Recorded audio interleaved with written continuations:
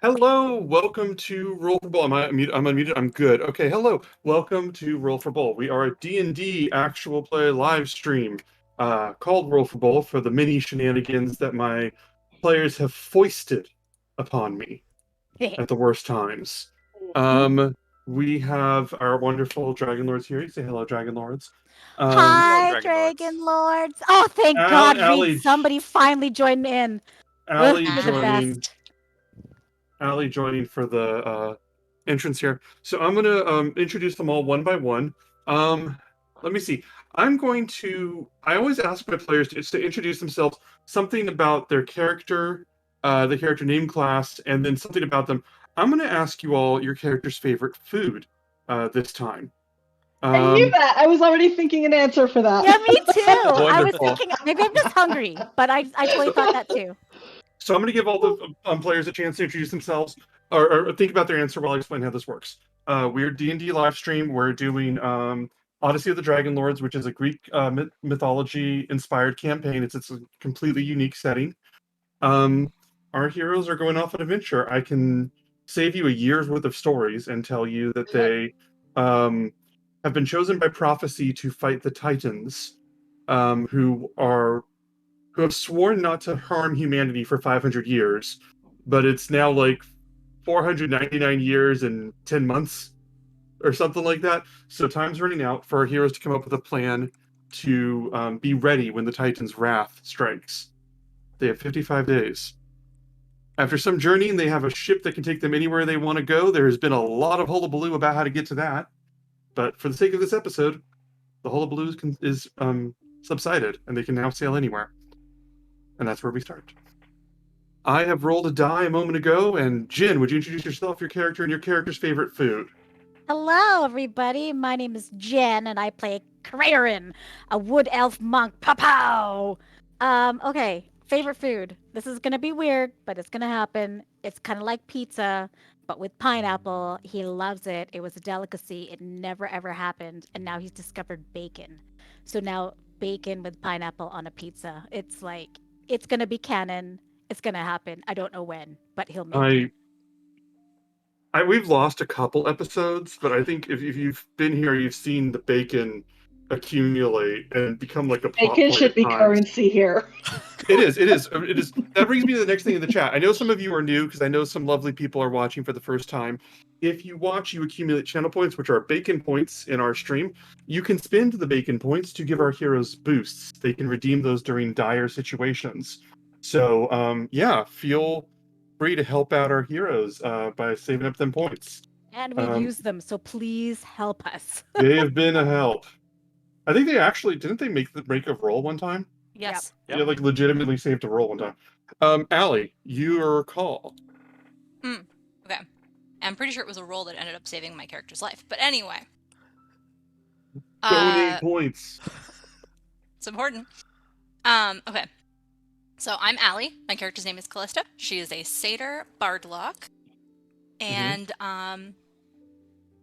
let's see. Her favorite food would probably be some sort of like honey cake. Like something like sweet and like a delicacy, you know what I mean? Like that kind of shit that you only find in the rich people's houses, but then like they treat it like it's no big deal. That is so perfectly accurate. I love that. 1 second, please.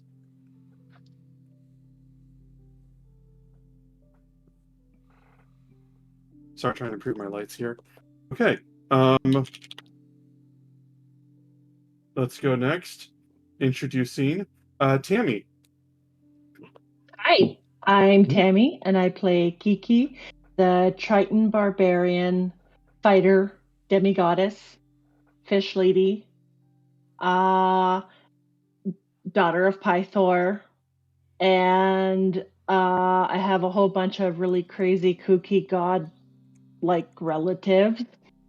And it may sound a little bizarre, but I'd say her favorite food would be sushi. I love it. I love it. And now we have Reed. You'd introduce yourself. Yes, I am Reed. I play the human wizard now slash paladin, Euphemian. And We are level 7, folks. level 7. And I think I would say his favorite is calamari. Just, something fresh out of the sea, get a great big calamari steak. Fried up. That is wonderful. I love that. Excellent. So those are our heroes. You guys are now on the ship. Do we have? Oh yeah. Okay. So announcements. So we have our Reed on the stream. You have it marked as a wizard fighter. On the art images. Oh. Yeah, I saw that. I was just checking. I thought I pointed out. Okay. Sorry about that. I could have messaged him that privately, but apparently I'm a jackass. Okay. So, some things about our stream. You can spend points. Next week is our 50th episode. We are and we're going to be spending a lot of the episode doing Q&A, answering the questions that you've sent in. I put the link to the chat in the Discord, or the Discord in the chat. Everybody's welcome to join. We are just going to be answering questions, and we'd love to talk to all of you. Also, we might see if we can arrange some giveaways on that as well. Some prizes for lovely people. Is there anything else that we announced? I know we were going to discuss some things, but I can't remember what they were. September. Oh yeah. So this month, subscribing to people on Twitch is cheaper than usual. It's on discount. If you do that, you support us. You support our stream. The money just goes to keeping this going, keeping this rolling, and would be greatly appreciated. So consider doing that. And then if we get more subs, we can add more emotes. We have emotes for all of the main characters and all of. Oh, we need a SEMA emote is what we need next. Oh. Okay. I was about to say we have emotes for everybody that people are dating, but we're missing one. I'm So getting nailed. yeah, I mean, Seema would probably appreciate an emote. I mean, yeah. Oh, do we need a Nora? Okay, now we got to get into things. oh, I want that goldfish. That goldfish that Kiki was talking to. Huh. What was it? His name was What was- Huh. Oh, yep. Although the Oh, fish, no, yeah, we the gotta fish is bring him amazing. back. That fish, Glorious. Oh, hope you look glorious. We're all kind of Glorious. glorious. yes, Chandra, he's an that's asshole, true, but we Chandra. love him. Everybody needs one. I mean, obviously, everybody needs one. What, Okay. huh? Oh No, my gosh. Okay, so anyway, Everybody needs an emote. so I anyway, mean, they're we all have a lot of important. characters we like. Yeah. Which leads us back Except to Costas and Chandras. And I mean, we took care of Gaius. which reminds me to say again, the heroes have. I'm going to say again the story from here. The heroes have the Dryad. They have a ship, powerful, nigh unsinkable, nigh, and they are setting sail. Most of the friends and allies they've made along the way have agreed to join them on this trip. So their ship is quite full of colorful personalities. And I'm realizing I don't have a spreadsheet with all the names on it, so I need to take care of that. I'm so disorganized. The There's a heroes. list pinned in the Discord. Oh yeah. So the heroes are on the ship. I'm going to say it's got to be late afternoon, based on time we did ended last session. The heroes are exhausted. They're resting. I would say you haven't done your long rest yet, but you're going to be safe to do it. Like you don't need to worry about if you already clicked on it or anything. Basically, just chronologically, we're picking up immediately where we left off after the last scene. The ship has set sail. Right now, I'm going to say that it hasn't set sail for any place in particular, as much as it's just gone the fuck away from there. Because they had just escaped an island that was rather did not like them. We'll put it that way. You mean we Thelma and Louise did out of there? You did. You truly, truly did. So before I start, I'll say that you hear a roar in the distance from the Isle of Yonder. A dragon's roar. Powerful, echoing. Various members of the ship look out. Pythor looks out stoically. Sean just some curiosity and sort of bracing himself. Just all right then. Lorius looking a little frightened. Again, very much not an adventurer, just moral support. Each of you is here. Is there anything that any of you would like to be doing before I start with scenes with the other characters? If I Well, recall. Oh, sorry. Go ahead, Euphemian. I was just going to say at the end of the last episode, I did speak about talking to Kiana about training me how to use my sword. Oh yes, if you want to reach out to her right now, that is fine with me. So where'd you find her? Where would you be, Kiana, at this time? I would probably be on deck, just kind of looking as we're leaving that island, just kind of watching it recede and get smaller and smaller. Just kind of lost in thought. Okay, that works for me. So Reed, you see her there. Feel free to describe either your thought process or just go talk to her. Yeah, so I'll come up behind her and Kiana. I think you can call me Keek. You don't have to be so formal. But yes. I am asking for, a favor here, if that's okay. Oh. I'll take out my sword, the one that I took from my father. Would you perhaps be able to show me how to use this? Just kind of look at him a little surprised, but then a big smile comes on to Kiki's face. Yeah. And then I'll just drop the bag of holding and kind of get crouched down on the deck of the ship, rifling through it. Okay, so yeah, okay. I'm gonna go ahead and pull out the scale mail and the shield. Nice. And I'm gonna hand it to him. I'm like, you're gonna need this. All right. I mean, I'm because I want you to be able to give some hits, but I'd also want you to be able to take a few. So this will definitely help and not ruin your nice outfit.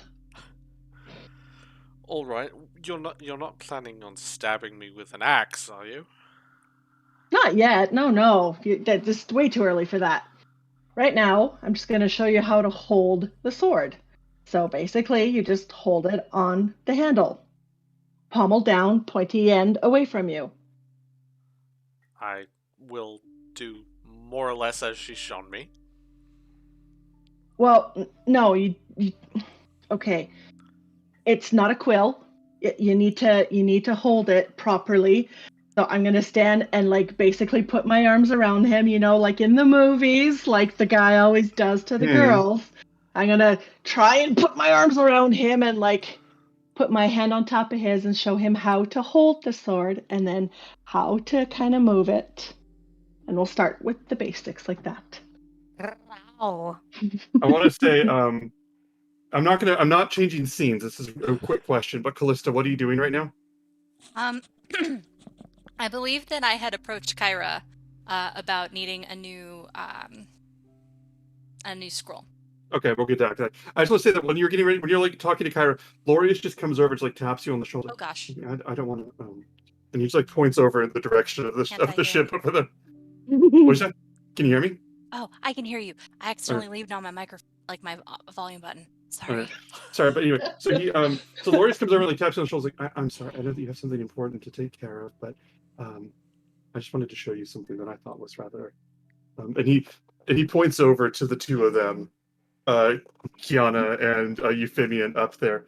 He goes, they're training, but I like to think it's the first start of and Kyra goes, a story? He goes, and I just wanted to have that moment real fast.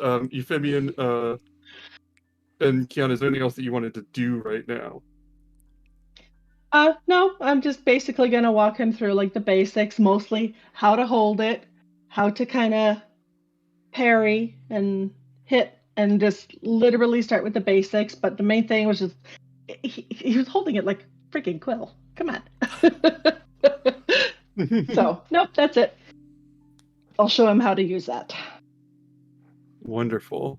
Could you say I would have gotten up from the deck after Chandras had kind of walked by me and talked about how tired I was Yeah, from the last absolutely. session? Mhm. And seeing Lorius near with Callista and Kyra, I kind of just walk over there and was like, All these different scandals forming. I love There's a this. show on deck. Come on, Yeah. everybody. Lorius, when you have a minute, it doesn't have to be now. I'll just have a quick chat with you. Oh, absolutely. I just have time for you. I'm just gossiping with friends. I mean, come on. What's there to not gossip about? Check out those two. Like, they're literally all over each other. It is. I'm happy for Because he him. keeps tripping. You don't He hear is. that. I know. He is. He is. I remember him being more graceful. With his words. With his words. Fair. Anyway, I can Mhm. make time for you. Callista, can I ask you the favor? Do not miss anything. You're storytellers. Don't let me miss out on what happens here. Don't let Dream of me it. miss out on this either, because this looks like a delicious love story. Oh, interesting. Well, I don't know. They're just Who showing are each other to you? fight. I don't know. That looks cool, okay? Like, Why, that's cool. you gonna want Kiki to show you how to fight too? Actually, no. If Crearin is interested in this love story, then we're going to let him do that. Laurie says to Callista, we're going to see what happens here. Laurie's just being very excited for Crearin wanting to watch all of this. Laurie says, "Okay, let me show you the way." And I don't know if you needed to know more about them or You know, if you just want to Lorius, get to know each other. I put my arm, wait, is he taller? Whatever. Wherever I He's could put taller my than you. arm in, then I put Yeah, my you put- arm around his, like, I don't know, knee. I don't You put his know. arm around his waist if you want to. You put his arm around his On his torso. tail. I don't know how. I know. grab. No. So Crane would just kind of grab him by his waist or whatever and kind of lead him away to have a quick chat with him. Okay, we'll get back to your quick chat. Laurie says, By "All right, his goodbye." face. Goodbye. He signals to Callista. Kyra looks at Callista and goes, "So we've been getting interrupted a lot. Is everything okay?" Yeah. Well, okay, so all right, I took a bunch of notes. You can read up on what happened, but Cliff Notes version, definitely almost died.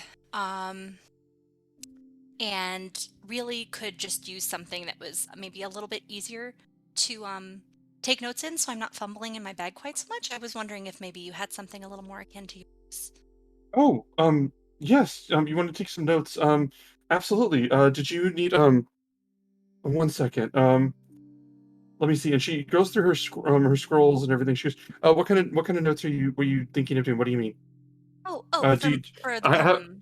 okay. Yeah, I have silver scroll or gold scrolls. Those are kind of for more scandalous things. I have silver scrolls. Those aren't technically canon, but they're fun to think about. I have a few things. Or is this like a serious thing? I mean, yeah, I was thinking maybe I don't know, just something that was maybe a little bit easier to get to, maybe a little bit less cumbersome. Okay. Oh.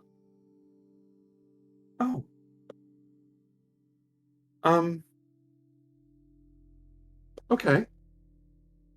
Well, and she like blushes a little bit, and she's like, I. Okay. Well, I have a few. Um. And she takes her satchel and she puts it on the back of the ship, and she goes, "Okay, this is my heart's a little bit of a mess. Okay, 1 second, let me see." And she starts pulling a finger over and it's like moving the scrolls back and forth, and then she goes, "Okay," and she moves this one scroll up, and the scroll floats up in the air. It sort of unravels and rolls back up, and it's like a crinkled parchment.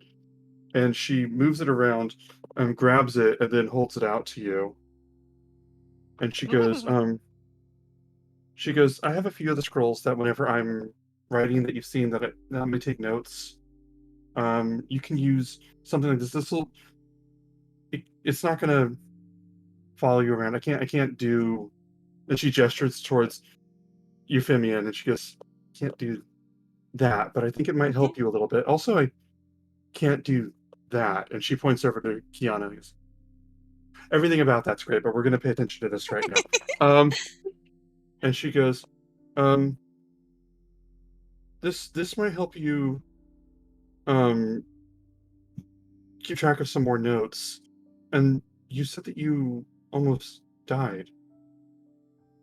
Yeah. Are you okay? I mean, I'm okay now. Euphemian actually helped, you know, heal me and everything.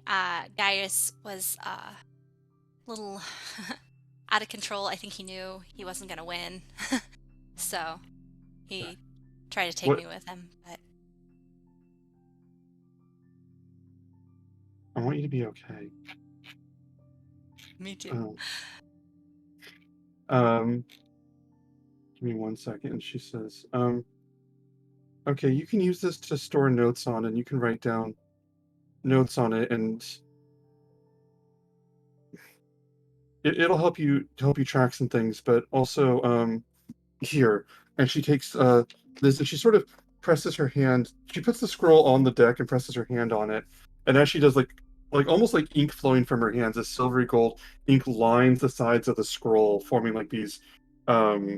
It looks like a tapestry design, but then you realize like it looks like almost like runes. Mhm. And she looks at it and she goes, okay, these might help you a little bit. And she hands you back the scroll. She goes, this can help you keep notes, but also um, maybe these help you be a little bit more careful. Not that you weren't, you know what I mean. Um, No, I understand. and if I'm remembering correct, Allie, this is your Pact of the Tome. It is Uh, the my Pact of the Tome. this scroll, as long as you keep the scroll on your person, it effectively provides the cantrips Guidance, Mind Sliver, and Spare the Dying. And it does not do everything Reed's book does, but it is lovely. I will have to look up exactly how Pact of the Tome works. What was I going to say?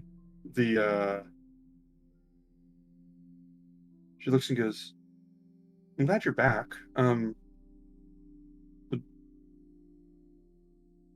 She goes, Chandra seemed a little worried. What was that about? Well, I. So it seemed like Gaius maybe tried to frame him. He definitely set it up as though Chandris was on his side, but and we found the gear in his room, but we wouldn't have been able to get into his room without the information he had you send us. So I doubt he knew it was there. Why would he need to frame Chandris? Chandris is on his side. I mean, I don't trust that guy. I mean, she looks over to see if Chandris is around. I don't trust that guy. I think Chandris is looking out for Chandris, and I don't think Gaius liked that either. So Okay. That's odd. Well, I guess I'm glad he helped out. Well, thank you. And where are you all? Where are you? Do you know where you the four of you wanted to go next? honestly, no. I think we need to talk about it a little bit more, but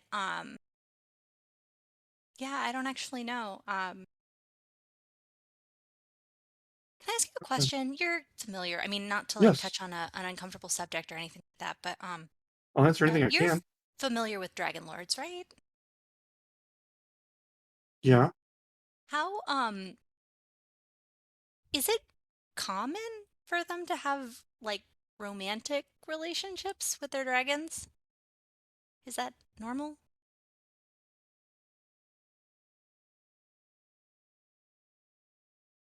Um. Why do you ask? Well, so Gaius and his dragon, apparently he had feelings you know, for his dragon. Um, I don't Oh, I don't know if it was reciprocated or not, but it is something that we should probably look out for since Gaius is dead and he called her right before he died. So, if it is reciprocated, we might have an angry dragon on our tail. I didn't see anything to indicate that. I mean, I can't see how any dragon would ever love Gaius. Ugh. No, I don't. Oh. I don't think that. I mean, dragon lords could probably fall in love. Maybe. I guess. Yeah. Yeah. Stranger things have happened. I've written about them. Some strange things haven't happened that I've written about too, but we'll have to show you that later. Yeah, I didn't know because like if it was like a really common thing, then like we could be pretty confident that there's, a spurned lover dragon coming Um. after us. Well, I don't know. Um. Maybe. I mean, my brother seems to have pissed off a dragon at one point, so I think he might know something about that. Okay. I can ask him Um. later. I mean, that uh, Gaius's dragon isn't even that old. Not even old enough to.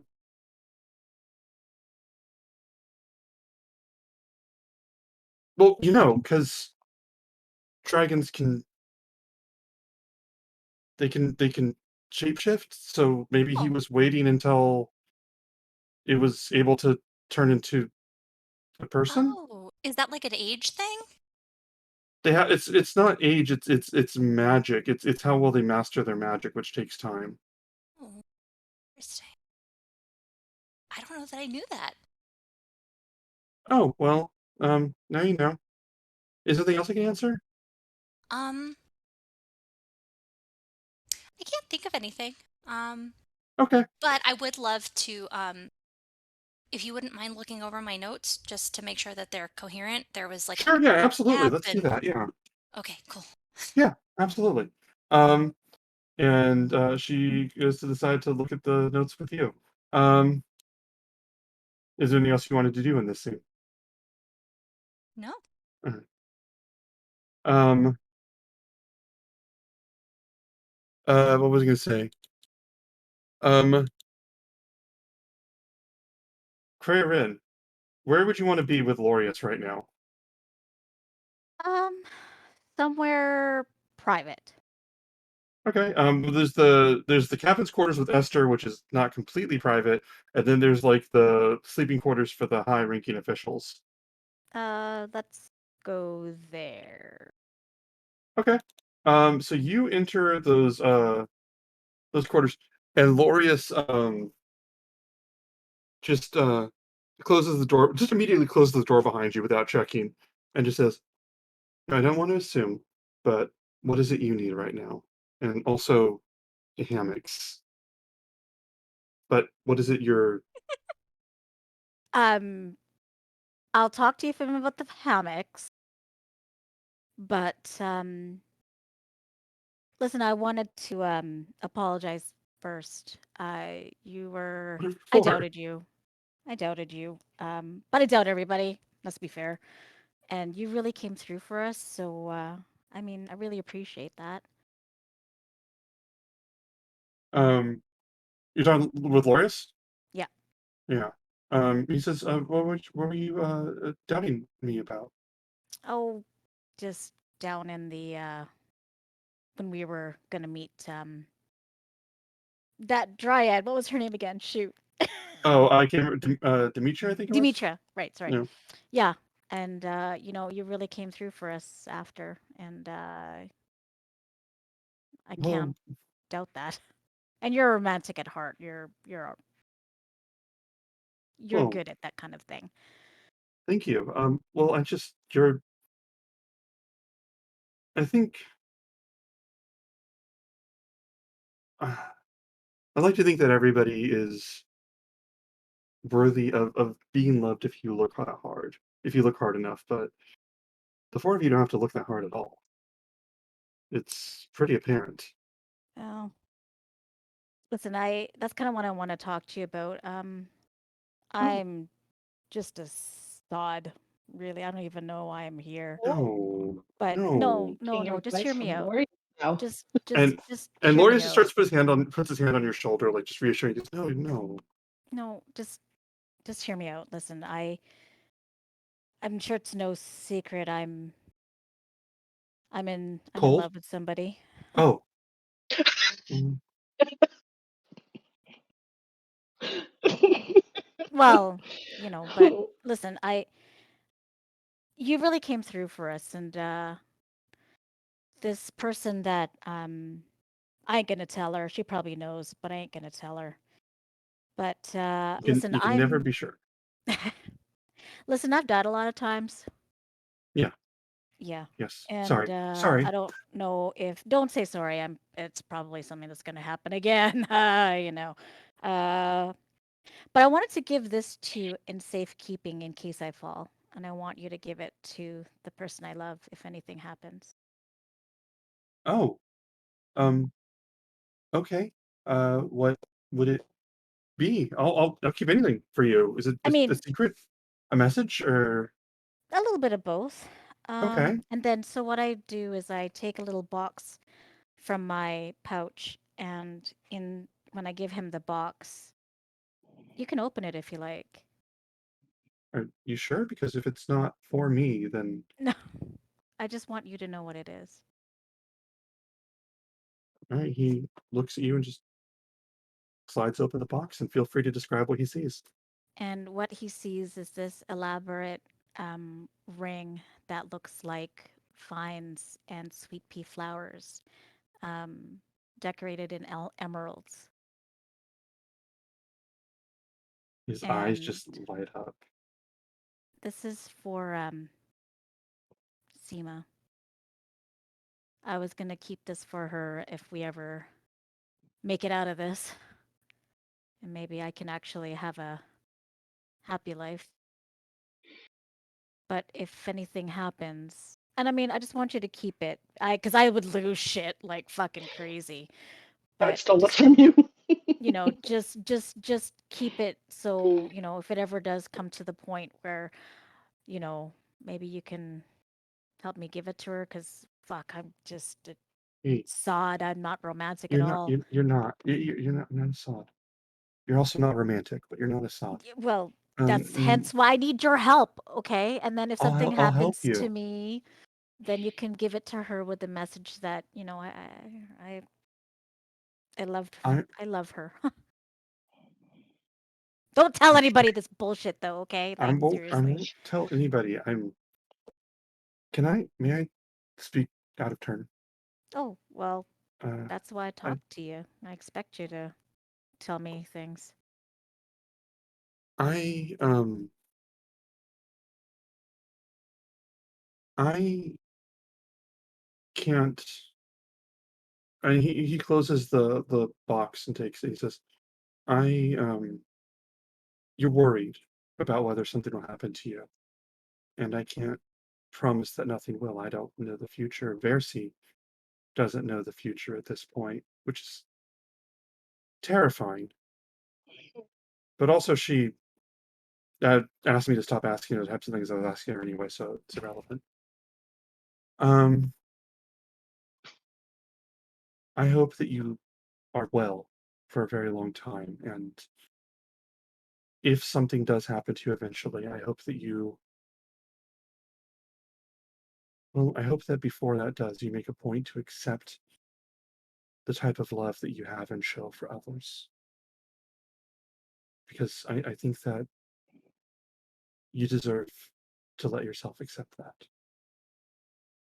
And he puts his arm and holds you close and just kisses you on the forehead. And he just goes, I'll make sure she gets this. And I really hope that I can help you give it to her yourself. And he's like hugging you just a little too tight. Kind of actually just lean into it because it's been a while since I had a really good long hug from anybody. So I kind of just lean into Mhm. the hug a little bit and say, Mm. I'm a unromantic, crappy sod. At least that you have to say is true. Yeah, we're working on it. We're Okay. working on it. But Of I kind of pull away and say, thank you. course. We'll just kind of keep it on the down low from everybody, because I keep so many things on the down low. I haven't even. My dalliances with Euphemia are nobody's business. This is nobody's business. These are all these secrets. I can keep all of these. It's completely fine. Have you talked to that lady yet? Opera? No, what is that lady's name that stole that ring from me? Oprah, the talk show host. The lady that said Clotho? that. Clotho! Have you talked to Clotho recently? I'm good with names, folks. And he says, Clotho, she regretted a lot of things and she wanted to talk to you. I think that I was just talking to you about accepting love. And it can take many different forms. She wants to have love with me? No. Okay. No. There's lots of different types of love. Okay. You and I haven't even lain together yet, and I love you. Oh. Well, punch him in the shoulder a little bit and be like, you're amazing. I you. don't know what to do with this. Get. Is this and he looks at the closed door and goes, is that what's happening? No, I just wanted to talk to you about the Okay, ring. yeah, no, keep the Thank you. secret. Okay, Yeah, I'll keep the yeah. secret. Yeah. Okay. I just, Um, just keep an eye on that Clotho lady. She's, Clotho Oprah, whatever her name is. Just, Unusual name. yeah. Um, But I do appreciate and thank you for taking the time to have a chat with me about this. I was thinking about this for a while now, so I kind of wanted it's to talk to you about it. thank you for giving me something to help with. Um, I need all the yes. help I can get. I think that we should leave one at a time. That's just sort of my tradition. I don't know what you You know want to what? do. If you want to strut out of here, I can come out with a smiling face, whatever you like. And he just sort of turns and throws open the door and just strides out. Um, is there anything else we're gonna do at the end of the scene? No, I kind of just poke my head out a little bit and kind of quietly close the door and kind of just brush myself off a bit and walk off. Wonderful. Is there anything that anybody else would like to do before we get to conversations about Nightfall and where things go from there?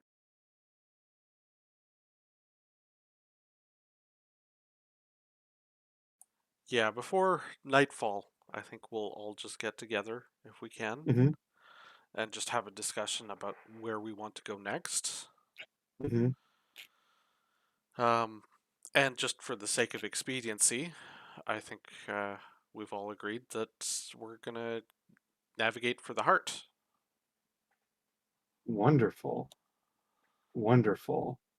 Um, it's a one-time thing to be able to uh choose a new location from the boat, but that's just friggin' game balance stuff. So you guys give this order, the directions to the ship, to the people running the ship, and as the sun begins to set, direction changes, and off you go into the night.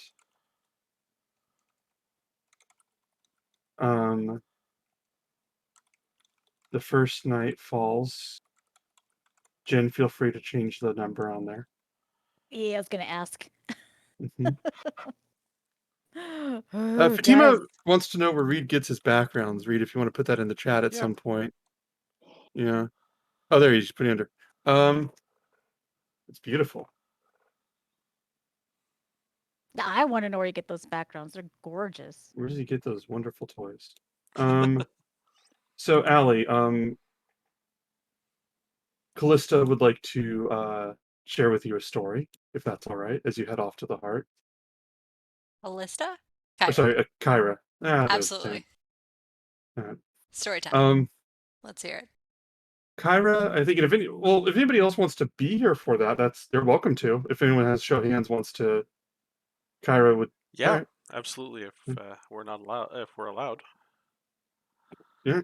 So I think at this point, as you guys are sailing, Kyra's going to be sitting at the top of some steps, almost like a teacher, like talking to the class, or like a reader, like presenting to all of you guys. You guys could be sitting, standing, whatever. Like you don't have to be in a specific spot, but she's just sort of sitting, talking. Her baseball hat on backwards, so you know she's cool. But anyway, she's talking. She points and she looks at the stars and she says, "It's a constellation of the heart. There are so many stories out there." Should I wait for Tammy to get back? No, she's on her headset. Okay. All right. She says there are so many stories out there, and some are things that happened recently, and some of them are long ago. You know about our mother. You met her.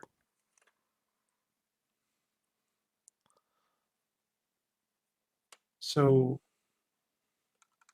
Thylia, the goddess Thylia, her story hasn't been told in a long time. She's humble compared to us, I guess, which feels embarrassing to say. But she rarely speaks. In fact, I don't know if I've ever heard her speak or say anything. She's gentle and she's loving and patient.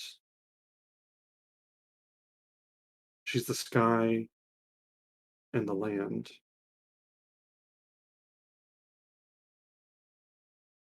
I'm sorry.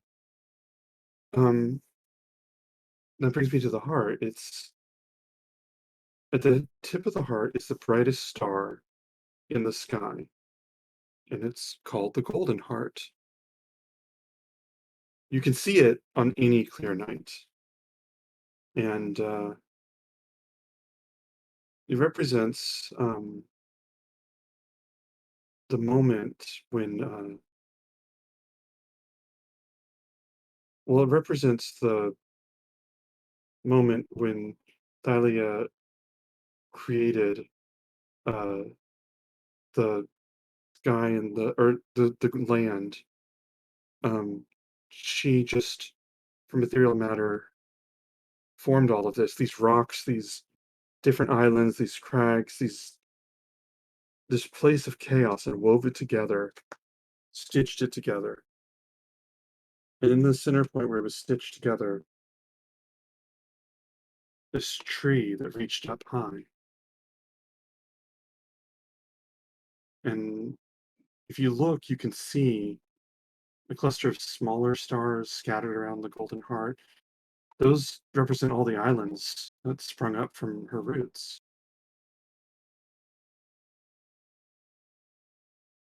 Our mom, when she was ready to go, joined with that tree. She wanted to go home. She wanted to. But anyway, if you look over to the west, and she points over, she says, "You're going to see a red star watching over the Golden Heart and the islands. That's Kintamine. You saw his hands on the road a long time ago. People don't really worship him or talk about him that much. But he watches over her forever. These are stories I these are stories that I grew up with. Um,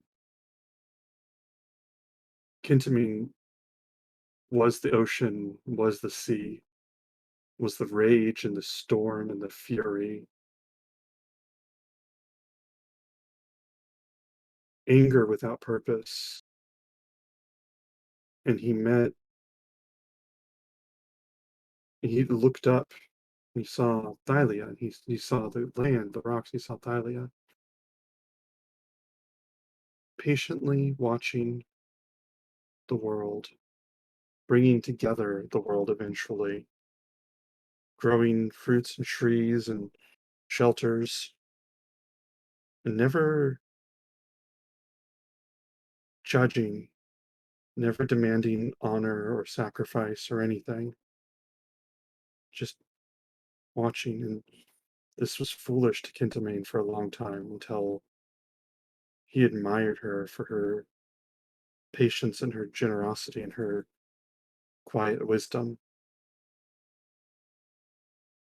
He fell in love, and eventually they fell in love. That story leads to the Titans, but the rest of that's a story for another time, I guess. It's a lot to talk about, and again, it's things that I've heard. But when Thylia truly left and truly decided to watch over us forever in the sky and the stars, Kintamane missed her and longs for her. Kintamane is still a part of this world and cares about her a lot, a great deal. His hands, some of those are statues, but some of those are truly his hands as he rests for a very long time. But once will always stand vigil to make sure the place which matters to her is defended and that who she is defended. He stands vigil. That's what brought this place together. That love. It feels weird to pass on stories that I didn't document or research myself. Feels weird to be passing fairy tales on. I don't know how much of this is true, but I think enough of it's true. And that's what those stars are. So thank you for letting me tell you. I think I went on a little while. Does anybody want to say anything or do anything? I think I'm just gonna look up at the stars.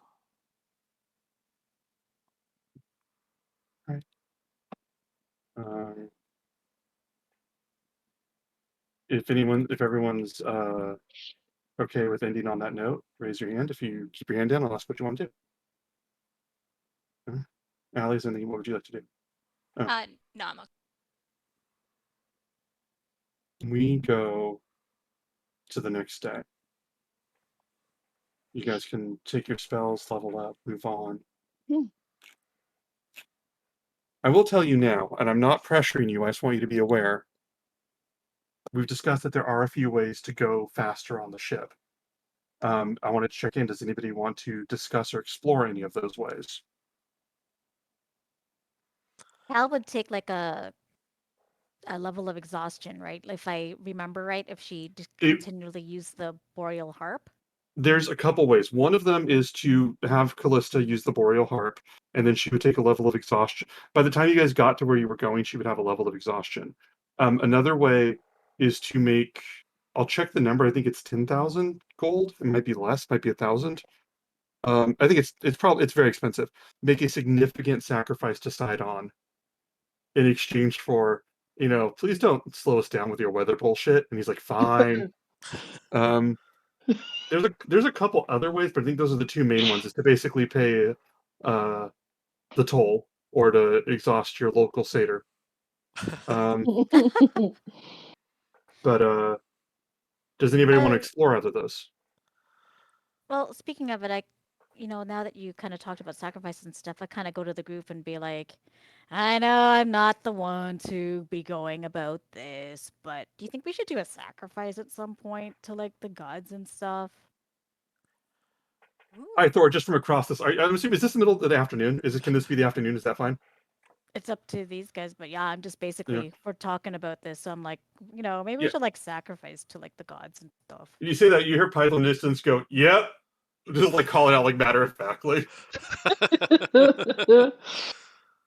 that clicks. Yep. What do you have in mind? Did we ever end up getting any like horses or something or like livestock to like sacrifice every now and then or no? I can't remember. I don't I believe. don't Bless you. Sorry. I don't believe you did, but next time you're at Mitros, you can absolutely buy a fuck ton of sacrificable animals. I didn't think of that. That would be insane. We'll just raid the what was- local Let's go get a orphanage. fish. They're smaller. Hop Um, over and get a fish. Well, that was what Big I was fish. thinking. I was like, Kiki and I could maybe, I don't know, find a shark or something. And... No, that's awful. Find like, I don't know, a marlin or something. By the way, Tammy's mom, thank you very much. Tammy's mom has pitched in and got you guys the gift of knowledge for read for your scroll and a moment's rest, which will let you guys heal during a short heal extra during a short rest. Those are both for you guys to claim. Absolutely fantastic. Thank you, Tammy's mom. Thank you very much. Those are in the queue. They'll stay. I think I want to start saying that if you purchase something, it stays for this session and the next one, and then it expires up to 2 sessions, just to keep things a little flowing along a little bit. Wonderful. Thank you so much. Yeah, you can try and get that. That probably wouldn't be sufficient. Like, it would need to be, if you're going to impress Sidon, it would need to be like at a loss. Like, not just like, oh, we caught this one fish, but like we paid enough gold that like we are taking a hit doing this or something like that. Oh my god. He's got an What if ego. it's Also, I was just gonna say, what if it's something that means a lot to the person, like crazed bacon? Does that not have any weight to it? I 10,000 gold worth of bacon? Oh my god. if you That's what we started with. I'll make you a deal. If you want to sacrifice something that is not traditionally sacrificed, but it has actual legitimate emotional value, I will let you make a persuasion check along with it for that sacrifice to count. And if I agree that it's a big thing, like Seema's ring, I'll let you make persuasion with advantage. Hmm. So yeah, because I like that idea. I don't want it. I like that idea. I want to make sure that it's possible. Honestly, there's nothing that Gray has. He's like his inventories. He tries to keep his inventory as like free and clear as possible. Because you don't want to give whoever kills you the joy of going through your pockets and looting your body. Down straight. That's fair. That's fair. Even Seema's ring he gave away to somebody else. Mm-hmm.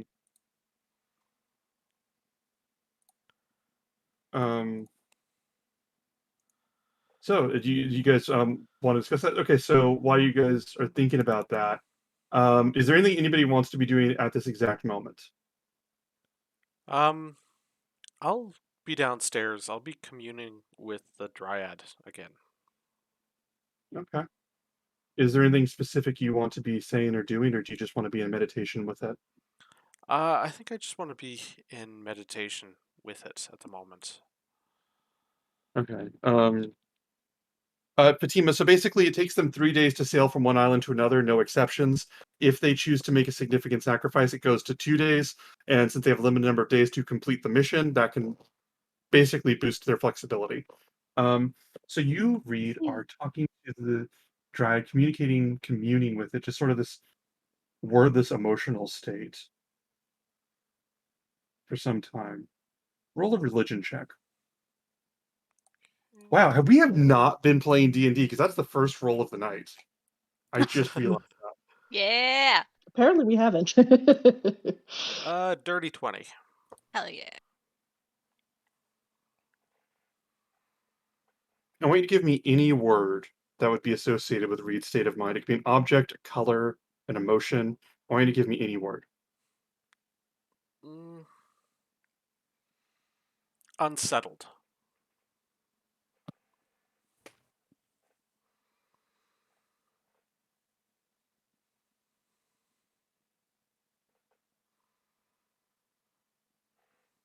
When you're communing, you feel this pulse of this energy pulsing, and without opening your eyes, you feel as if you opened your eyes because you can clearly see sort of the ship and silhouettes of everybody in the ship. Like it's almost like black and white, like faint shadows of everybody moving along.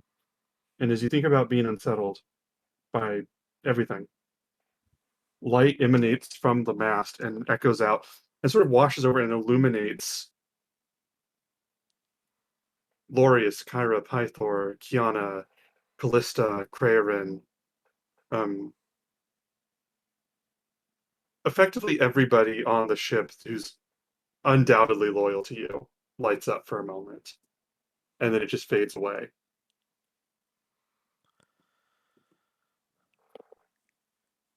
And that is all you get in that moment. If there's anything else you want to do. I think I just want to spend time and make sure she's aware that she isn't alone.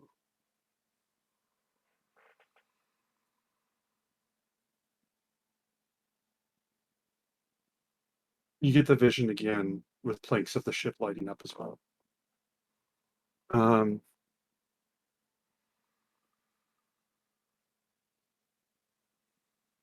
Okay. We have a 3-day montage. Is there anything else anybody wants to do before I move ahead on the time? Raise your hand if you want to do something. Allie. It's a little frivolous, but at some point I do want to talk to Bullbug. Sure. Do you want to do that now or later? Sure, now. Okay. Where do you want to talk to him? Probably just wherever, like probably on the deck of the ship at some point. Okay. Fatima, by the way, thank you. Fatima gave you guys a blessing. You can add a 1d4 to any roll. But thank you, Fatima. That is wonderful. Thank you. Yes, I hope it saves their lives. That Or I hope it helps. doesn't. Whatever's more fun. Thank you. So you'll see Bullbug later. I think he'll just like be just like sort of looking out, watching out at the shore, or not shore, watching at the water. And he goes, "Oh, hey, Hey. afternoon, Lista. How are you doing? Are you feeling all right from the everything?" Yeah. I wanted to talk to you about something. Oh, In the yeah. future, Mm-hmm. when we're, doing dangerous stuff, fighting people and things, Yeah. if I ask you to stay where I can see you, Mm-hmm. can you please do that?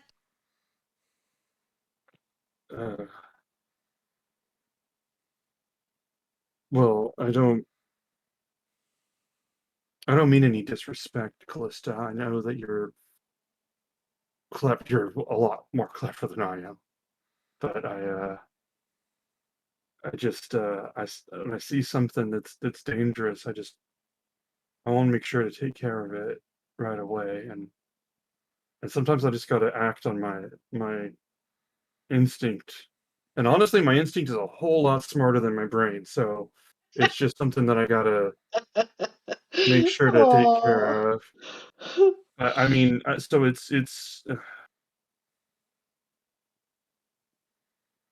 that important to you?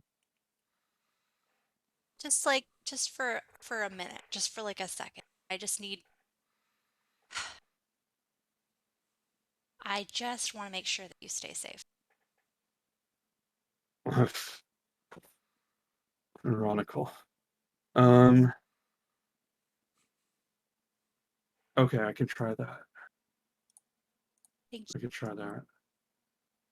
I thought we were going to lose you for a second there. Yeah, it's not the worst thing I've been in. Did I ever tell you about the time that I was put in an arena with a demigoddess in order to kill me? Haven't heard Oh, that one. I'll have to tell you sometime. It has an ending. It has this ending you wouldn't expect. How about now? Find somewhere private to tell me about it? Okay, but you know that I was talking about the. I do. Okay. I'm just gonna grab him and just pull him away to the private area that Crayrin and Lorius were in earlier. Now that quarters it's area. the afternoon and no one's sleeping. Yeah, and he goes, "Okay, so it was the call. It was the Great Games. It was a couple weeks ago, Yeah. and You don't need to talk right now. We can. okay, I'm just gonna kiss him, and then hopefully he'll get the hint. That's the And you- door. The door you just kiss him. closes. Door is closed. and he We can fade to black if you want. you kiss him. And he just goes, oh, yeah, okay." And he just like pulls, and he kisses you, just like pulls you in, and just kisses you, and you just like, okay, I was a bad storyteller anyway. And we're just gonna fade Yep. to black as he. I wonder how many fade to blacks we have now. Like honestly. I was keeping track of Cray deaths, not sex scenes. Because I thought there was going to be more deaths than sex. Well, I mean, come We're on. about even right now. Now, more. yeah. Is anybody above deck? Yeah, I assume for the most part, unless we're like actively sleeping, we'll spend the majority of our time above deck. The rest of you will not have any context for at some point when Lorius walks above deck, walks over to Kyra, and just goes, and she goes, yes.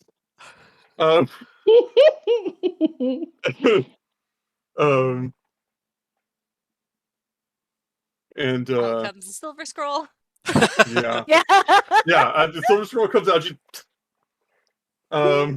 I'd imagine that Cray would not have any idea what anything is happening because all he's doing is training. He's like doing like, I don't know, climbing up and down the ropes to go up to the crow's nest and come back down and like, you know, whatever stuff that he does to practice. And yeah. I love this. This is good. Yeah. This is what this. Those of you that have joined in the last couple episodes, this is what the campaign was before I started brutally beating them all to death for the last 4 sessions. A lot of sex. Yeah. We're gonna cut tonight. At some point before I go to sleep, I just realized something else that I want to do. I'm just gonna use sending to report into Valis. Okay. What are you gonna say? Last piece of mechanism retrieved. Gaius dead. Proceeding onwards.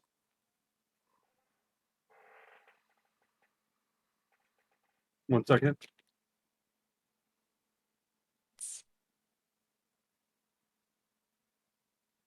Let me write my response. Okay.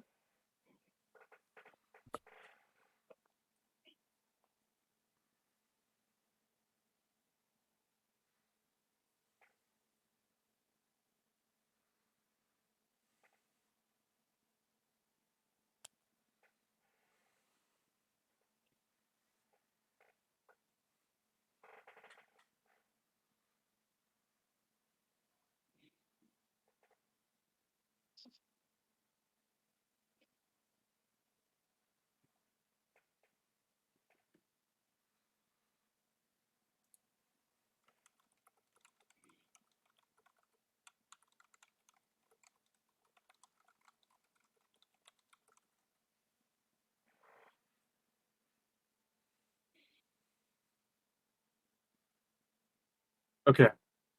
You're gonna get the message back from Valis that says, "I trust your casualties were minimal. Gaius is cathartically replaceable. Wishing you well. Send siblings my love.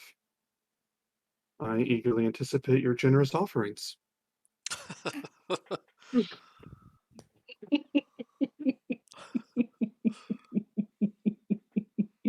Fucking hint. I love how like Dallas is like, what was that one that she was like, I expect you here back in the house Yeah, right like haul now. ass back Yeah, home yeah, now. exactly. And this one's like, sacrifices any minute now. Like she is I, like a mother you do not want to cross. Valis is the person that uses your full name and you just like stop and go. Yes. Like Yeah. I really I love the sweethearts like Bulbug and Lorius, but I also really love allies that are just like absolutely good guys, but absolutely just like unlikable at the same time. Like she's not unlikable, you know what I mean, but like more aggressive. I love her. So anyway, Like whatever Euphemian's middle name is, like Euphemian Bartholomew II. Get your butt here right now. I think just a tangent from it, I think she would say Euphemian or Cleon or however you wish to be addressed. I think is her version of using his full name. Oh, yeah, that Uh-huh. stings. Yeah, Uh-huh. technically my middle name is Of. That's fair. Um, I love it. That's so great. we're ready to skip to the next day. We're good to So the Twilight? night. Well, we're good to the night. Okay. Chantress is going to find Euphemian at some point and go, "Oh, good, you're available. You're not speaking with the ship right now, are you?" I'm not speaking with the ship. I think that you want to speak to someone that could speak back, so I thought I'd provide you that company. Can we talk? Only if you're planning on speaking back. Some sass. Holy crap. He's just using his own words back at him. Can't get mad at it at that. The captain's quarters will be fine. Do you want to go with him down there? Yes. All right. You leave him down there. You notice he has a spell book on you that you gave him back at the Island. island. Yeah. Library. How did I lose the word island? I lost the word island. Thank you. I'm a professional storyteller. So We you leave it help. back. You close the door. He closes the door behind you, and you hear the ship like like when you hear like the creaking of wood on a ship. Like it all seems a bit more exaggerated here. Like you don't hear S or anything, but you hear just like the ship sort of like groaning and creaking a bit more, almost like the planks themselves are being dramatic about it. But what was I going to say? The Chandris goes. One second. Chandris goes. There, I trust that we're alone from everybody that matters, and I can't imagine this thing will give us any problems. I Will think you? we're alone now. He looks around and goes, "Yes, I don't think that you're going to want to intrude on this conversation. Not when people from every perspective hate you and are in here right now." And he looks down and he goes over and he walks at the table and he pulls out the book. There's only one chair, but he sits at the chair and pulls out the book and lays it, puts it close, puts his hand on it like this, like he's blocking it, and he goes,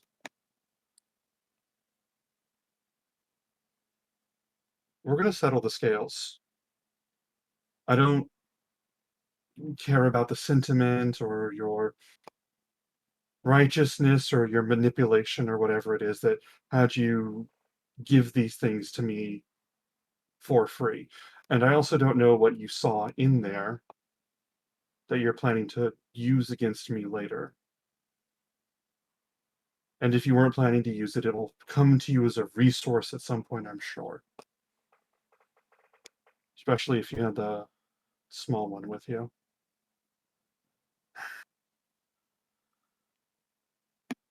I thought about letting you look into the book, but that's a little bit much.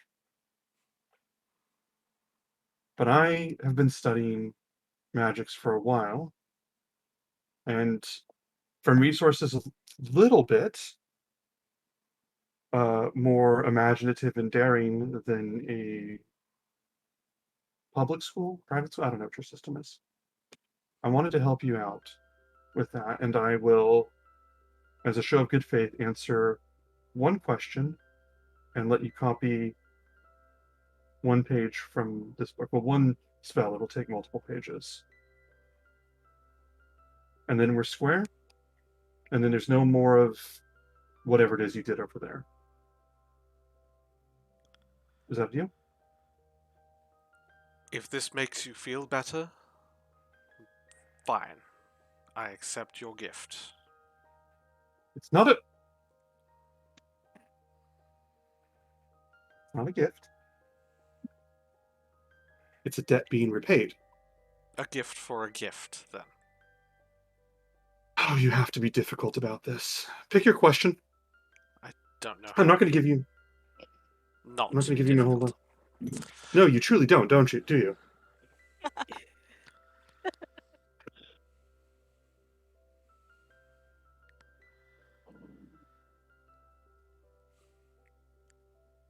Can I save the question for later? There are people that would appreciate it if I said that counted as your question. But yes, you can.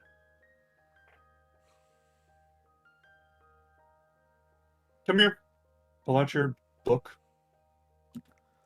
I'll summon the Manifest Mind. He rolls his eyes as you summon it. And he just goes, all right, well, I thought about what I could show you. Some of these things you would just turn around and use to kill me, so that's out. But I looked into some of these, and here, you know, a lot of the creatures Lutheria's and Sidon's children know how to fly. I know that it's lost to a lot of you, but it's really quite wonderful. And I've been able to glean that secret. If I show you that magic, but is that what you would accept? I would, yes. Good. We're square. And he pulls open the book, he slides it open and flips to a few pages, and you see like he has like a ton of spells that he's clearly like flipping down. And then he's using like a mage hand, just and he goes through and it stops, and you see like one page, completely different arcane writing than yours. You know, all magic users have their own systems, completely different arcane writing than yours, and he looks at it and goes, "You can copy this," and he stands up and motions for you. Does this hand gesture like sort of instructing you that now's the time you need to take a seat? And then do you actually? Yes. Yeah, when you do, he stands over like a tutor and just like immediately begins explaining the spell to you and walking you through all of this. But also, it's very clear that his body language is he's there to physically block you if you try to change the pages at all. Okay. I'm going to be sort of conversing with Bib the whole time Mhm. and sort of ignoring whatever Lorius is doing. Oh, Chandras? Chandras? Oh, sorry. Yes, Chandras. Mm-hmm. Yeah, I think it's. Mm-hmm. And just sort of going through. And I think basically we're almost talking. I'm talking to Bib in a language that is our own. It's not even something. It's like two computers talking in binary almost, more so than a language. I One one love zero it. zero zero zero one one Yeah. one one zero zero. Yeah, just like speaking to like this arcade thing, and he's just like, you don't have to. You can stop. You can stop doing that.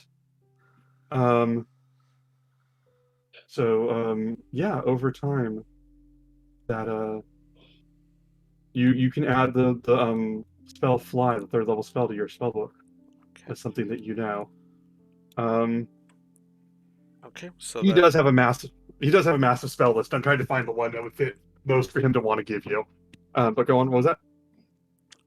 So is that going to count? I'm going to need to use some of my resources so I can redeem some of those. Yeah, we redeemed the gift of knowledge Tammy's mom gave you. Yeah. Tammy's mom, thank you. So I know some of you in the chat while we're doing that don't know D&D. All the magic users have different systems. Reed, as a magic user, he can learn any new spell that he has a chance to see written down.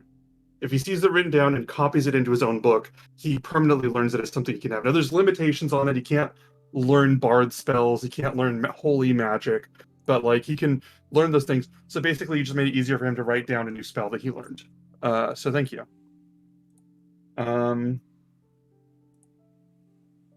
what was it?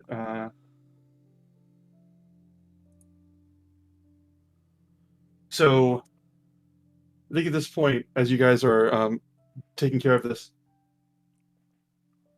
you're gonna hear Pythor just shouting out on deck. All hands on deck! Just shouting to everybody immediately. And you hear a bunch of scrambling and moving. As Sean just looks and goes, and that concludes our session, apparently. I assume you'll have to go take care of that. So, and he Magic Hand closes the book and then just turns this lock on it that he's clearly added since yesterday. And he goes, well, I hope this was fun. Good luck out there. Do you want to join them or do you want to do anything else? Yeah, I'm going to get up on deck with everybody else. All right. I'll sort of look behind me at your convenience. And he leaves. Wonderful. You guys get to above deck, and when you do, Pythor points out in the distance. Bulbog looks out too. Those of you that look out see in the far horizon a wave moving towards you.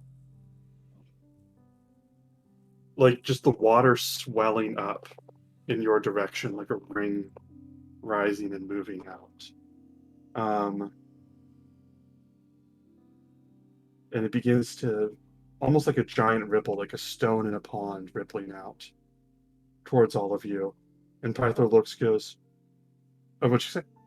I'm just like, Pythor goes, I haven't seen that a lot.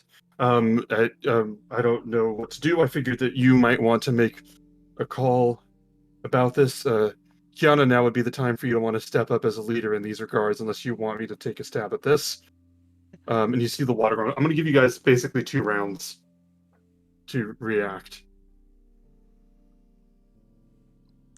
So for the moment, we only see a wave? There's a wave, but it's larger. Basically, I want you to roll all a nature check.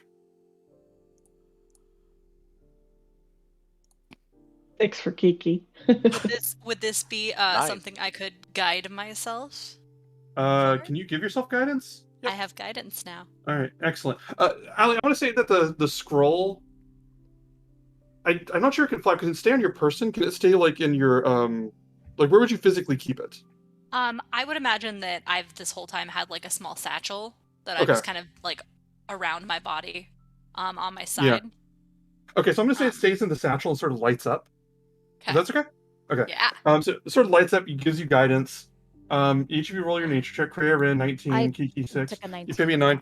Tammy's mom. I'm giving them a chance to role play the 3 days between the islands, and it sort of goes as fast or as slow as the stories we're all putting into it. So we're good. 11. So Kiana and Euphemia are like, oh, that's weird. Callista, you get like sort of a sinking feeling in your stomach. Cray, at a 19, you put together, this is getting bigger, and it's getting closer and faster, and by the time it gets to you guys, it's going to be gargantuan. Like, bigger than most buildings.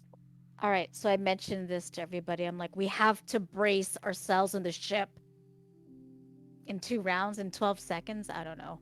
Yeah, like I'll give you 3 rounds. There we go. But yeah, it's running towards you guys. If you want to tell them to brace, you say that Pythor looks at Kiki, like sort of looking for her commentary on this. What was it?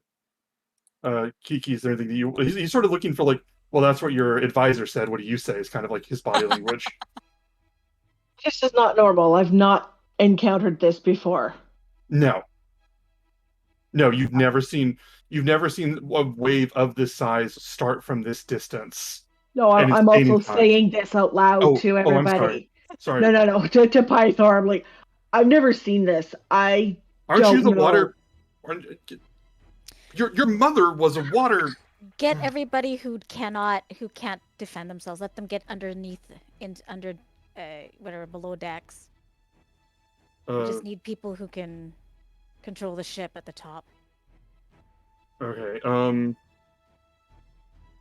Okay. Pythor just sends and you Pythor goes, Kyra, get down there, and she goes, you can't tell me. She goes, this is not the time for that. She's fine. She runs down. She runs below deck. Lorius Chandras never comes up, I don't think. Alderman Bullbug would be up there ready to help. Is there anything else you guys want to do before the wave gets closer? I'm just going to say that whoever is on top of the deck, I'm casting Water Walk on up to 10 people.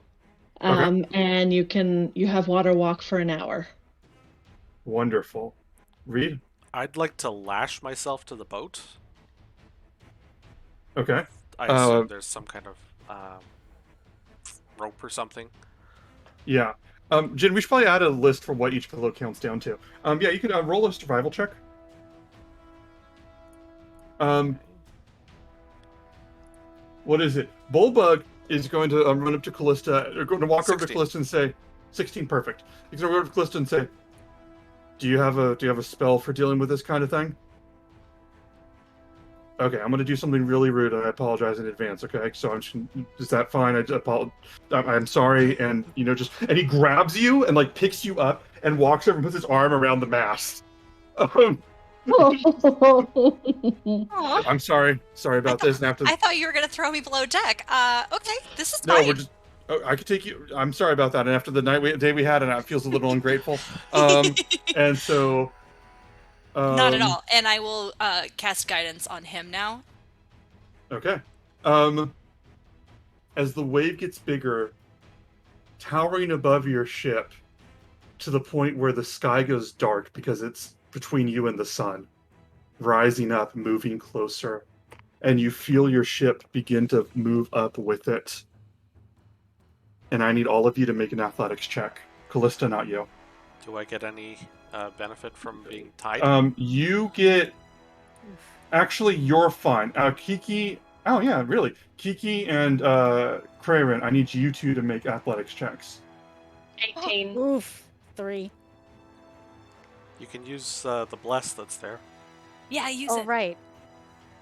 Well, I don't think a 7's gonna really help, and I have the mantle of swimming or whatever, so Mm-hmm. That's true. yeah. So I'm like, So what was I going to say? Let me think about this.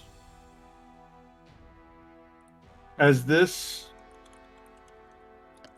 moves and rises you up in the sky, Callista, you feel almost like the ship almost goes to the side for a second as it goes up the wave, and you feel almost like you'd be free falling, like almost like a bungee cord type thing. Is like the only thing keeping you up right now is Bulbug holding on to you, and just like, okay, I'm sorry about this. As the water just leaves you back.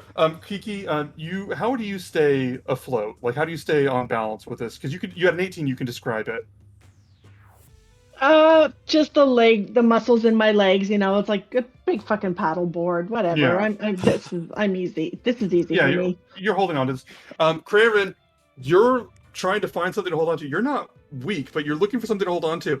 And after a minute, everything moves and shifts, and before you know it, you're just falling from the ship, just complete free fall down the water. Would I see A this? water walk. They've got water walk. He does have water walk. Reed, you would see this as well. Okay. Is he within 60 feet? I can cast Featherfall? Yes. Yes, perfect. Perfect. Cast Featherfall. And as you do, Kraven, you feel yourself falling a little bit more slowly.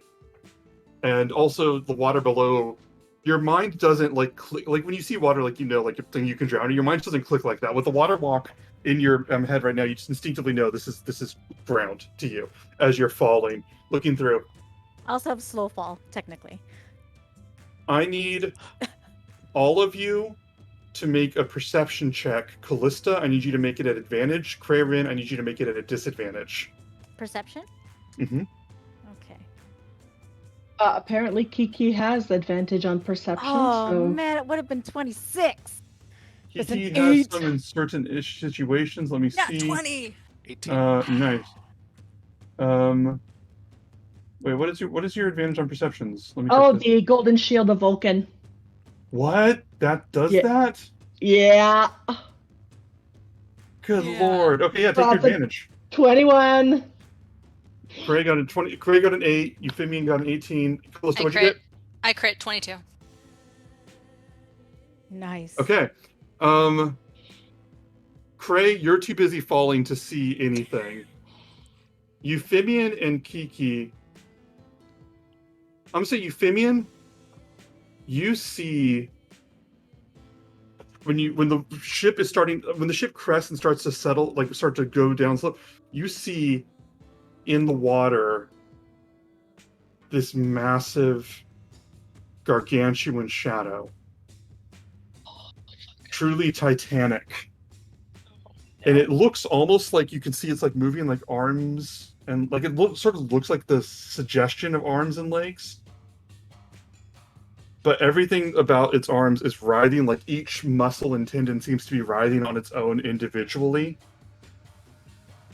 And the what looks like the head, you can see hands moving and clawing along all of it. Blech.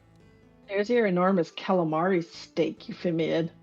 And as you're doing this, you see this. You see the shape of this thing. And I'm going to stop there and switch over to Callista and Kiki. You guys see, it's all these hands interwoven together as if each arm is like a muscle moving together. And then this giant bulb thing of the head, the hands sort of join. Some of the hands are parted where the mouth is, but you see them sort of join together and sort of move and close until it like rises up, until basically the effect of, without the head moving, the eyes and the place where the eyes and mouth should be looking up, looking both up at your ship.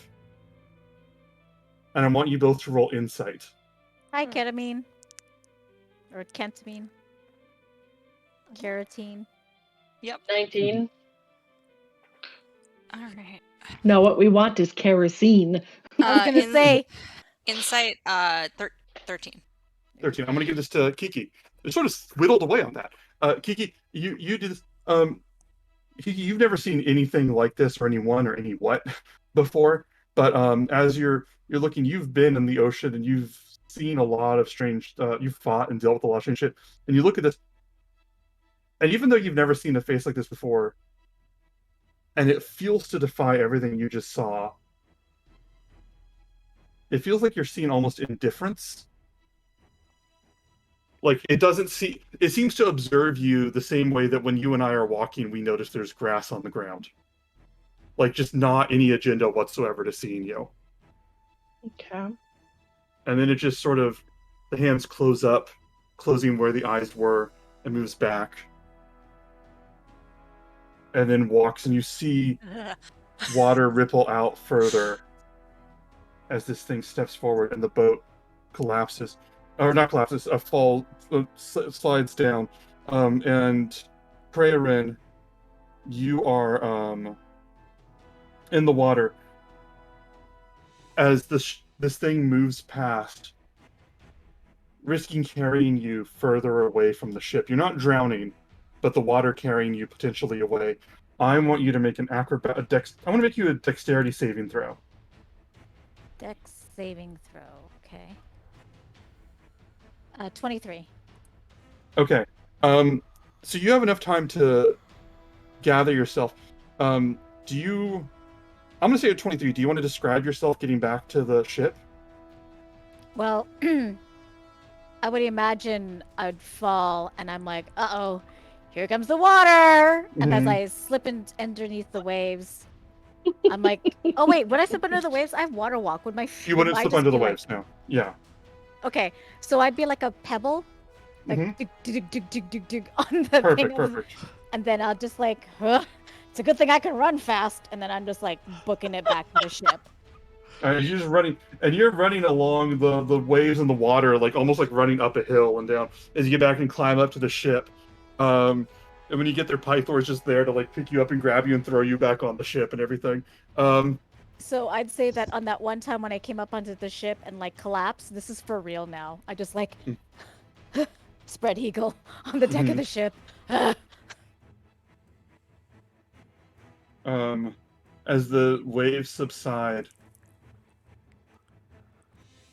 and Pythor looks at Craven and goes, "What was that thing?" And Pythor just sort of like, not really like being indifferent to what you went through, but being a war captain, when something bad is going on, you deal with that first. So he's just like, "What was that thing? What are we dealing with?" I think it's a Leviathan. No, I can't Really? say that. I think it's just passing by, though. I don't think it doesn't seem to look like it's wanting to attack us. It's just It's made of hands. It was made of hands. Ugh. Oh, you don't like, and Bulbug just like lets you go and sets you down. No, your hands are fine. Your hands are fine. Okay, Just sorry. it was like independently moving and. Ugh. It's okay. It's gone. Thank you. It's gone.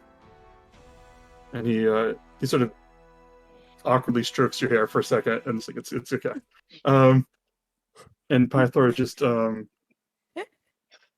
goes, "I'm glad you're okay. You just don't die, do you? Do you know how?" Oh yeah. Oh yeah. he's had lots of practice. I'm an old hand at this now. Huh. Not funny. Not funny. Not funny. Kyra comes up above deck and just looks and goes, "What was that?" And like she says it like not so much as fear as like you see like two different scrolls floating around her. She goes, "What was that?" Pythor goes, "Leviathan." And Kyra goes, "Oh, I hope so." It may have been, and I'm just sort of untying myself. Significantly more difficult to untie yourself than to tie yourself in. It may have been Kentamane himself.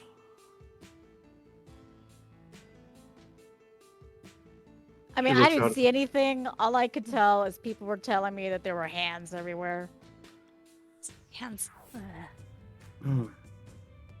Cray, did you die? Almost. time. I guess. Gray fell off the boat. And I Kyra, ran back. Kyra stands back and goes, "Stop doing that." Lorius, what'd you say, Jen? Oh, I thought that I could like hold on, but I guess not. We have this Courage. fantastic thing. I still cannot get this rope undone. Would Okay, somebody I else don't be know. able to help me out with this? Oh, Your no. Lorius come up from above deck. He goes, Oh. "Coming, I can help." Okay. Lorius going over to help with the ropes. We have this fantastic stuff called rope. It works very well for keeping things tied to other things. I'll remember to keep myself tied to you next time, Euphemian. And then some. Lorius says, "I can As teach I you how to do look some at knots if you want." Euphemian. And as Kyra looks off in the distance at the thing that moved through the water, we will take our 15. Oh, yes. Okay, Cal, was that you or is that Allie? That's me. I legitimately, when you were describing that, Ben, I legitimately got like full body like gross shivers. Oh, like, no. I hate things in the ocean. I hate it. Oh, you're gonna. This is This is the softball campaign compared to for some of the me. shit. There is some shit that happens in the ocean. You'll note that this wasn't even a fight. This was a cameo. Yeah, I I don't don't wanna even end know up- what your problem is. I thought he was handsome. Ooh. Reed I gets. don't want Ellie to have to go to fucking therapy because of our sessions.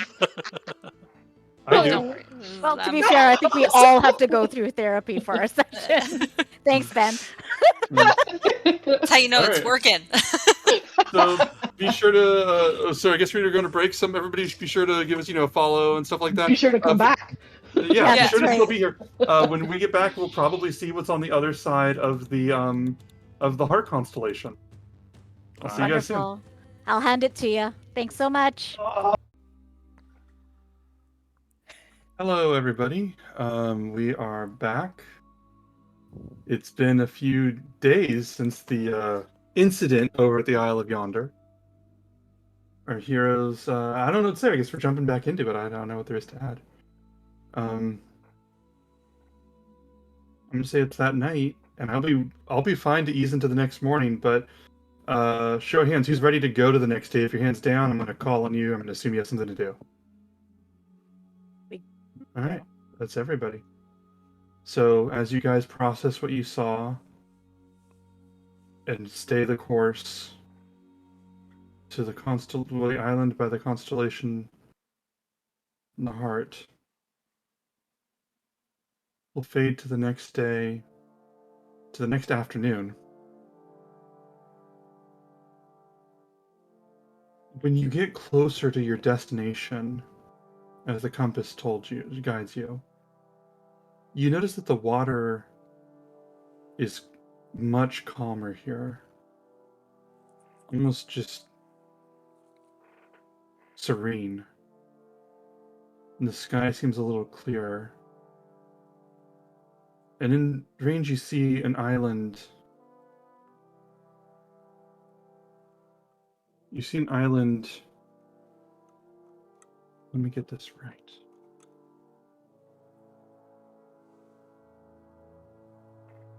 Full of, there's a jungle on it, mountains and hills, trees everywhere, and you see some birds flying.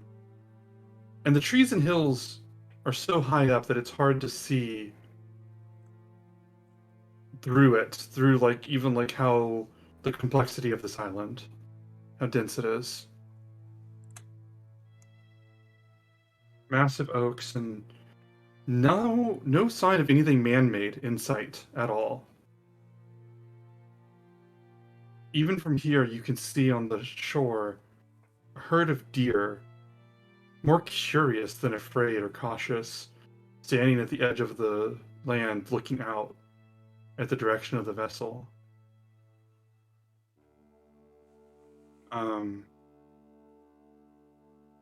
As you get closer,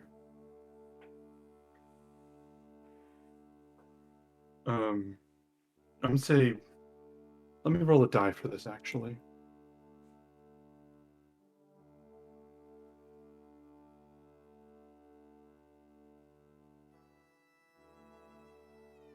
I'm gonna say, Lorius looks out and just says, "That's beautiful.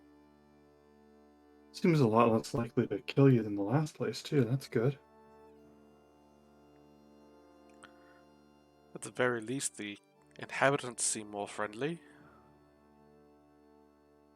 Yes, they do.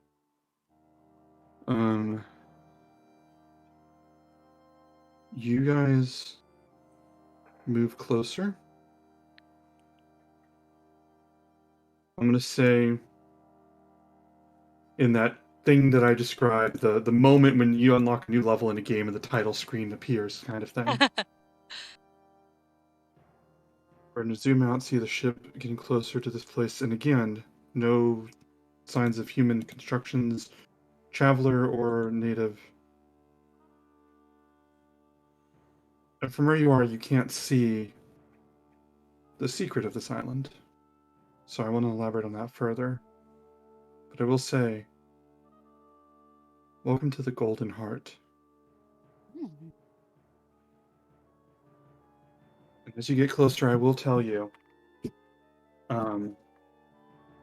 remind you, you can take one person with you as a carry-on, to help you travel and explore this place. And again, some of this place might have the means to further one of your personal character arcs, allies, weapons, advice. It's your call what you'd like to do. What do you think, Kyra? Sure. Glorious? He's a romantic sort. I'll need a unanimous before we go ahead on that, just to be clear. Trying to think who might be good at navigating forests. Yeah, I that's imagine maybe Pythor? I'm gonna put a poll for the group for the chat. just Yes. for the fun. yes. Chat, help us be decisive, because we're Yes, terrible like- at this. We are so bad at being decisive.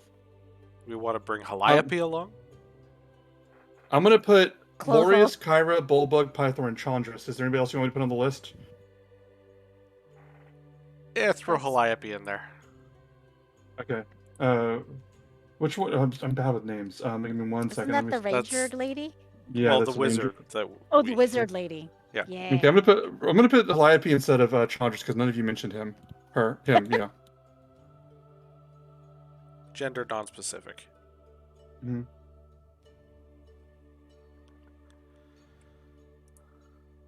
So you guys can vote in the chat who you want them to bring, and I don't know, maybe they'll listen to you. I'm not responsible. I'm not responsible for if they do.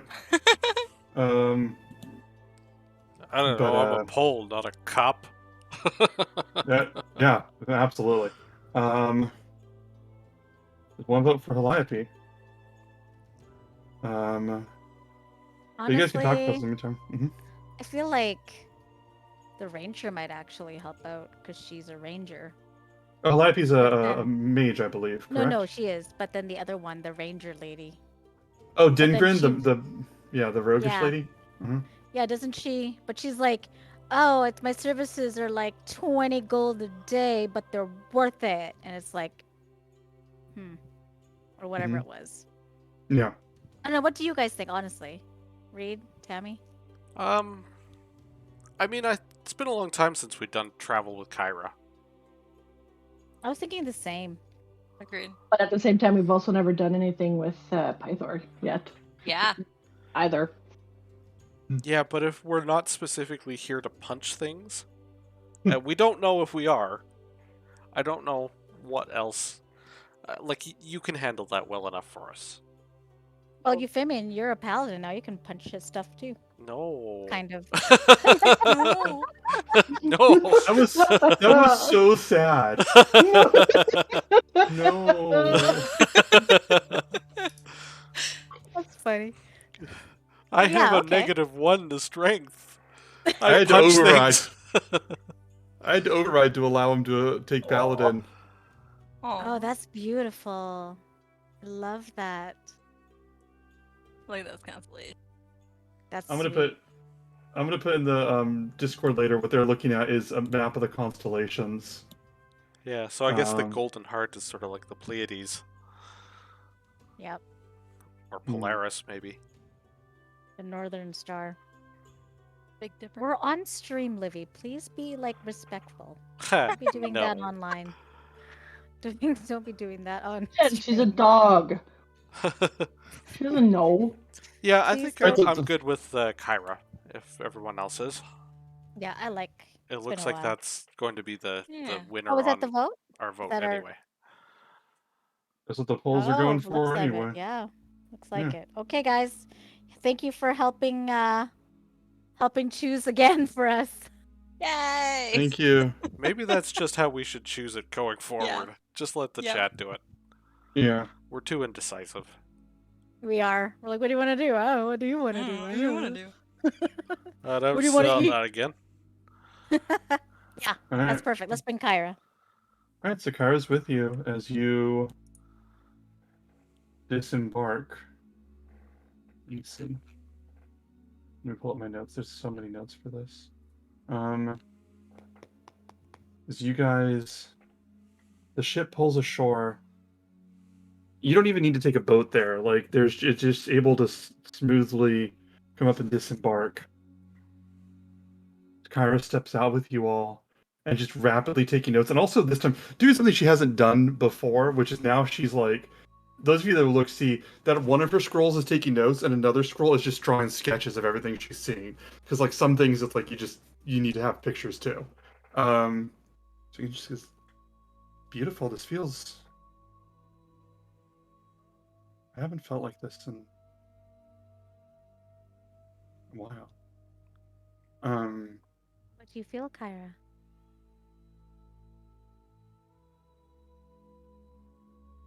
Calm. Hmm. Feels nice. Do you smell that? And she looks. I want each of you to roll a perception check. The difficulty will be very, very high. Perception. All right. I don't think 17 an for 11 Kiki. will do it. 9. 19? Probably not high enough. I'm gonna say Cray. I'm gonna give it to Cray. Cray, you at a 19, I'll give you a tempered answer. You smell fruit and apples, and you look over and you see like there's you don't see any apple trees here, so whatever is emanating that would probably be like deeper in the trees. Oh, that smells delightful, Kyra. You want to There's go? like no snakes around or anything, though, is there? I don't know. Okay. Just Oh, wondering. right. You can be poisoned. Well, Sorry. yeah. No, take care of it. And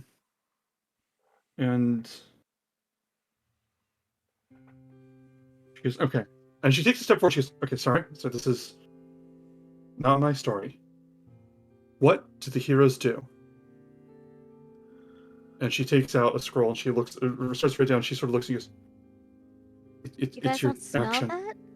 You guys don't smell that? It smells delightful, like Honestly, all I fresh smell is fruit.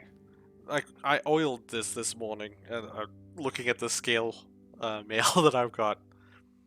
I think you might have put a little bit too much oil. You're glistening.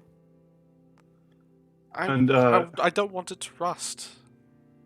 Well, Kiki, I mean, you're like the expert on this. Is that like too much oil? Like, should we be using this to fry up the apples when we find them?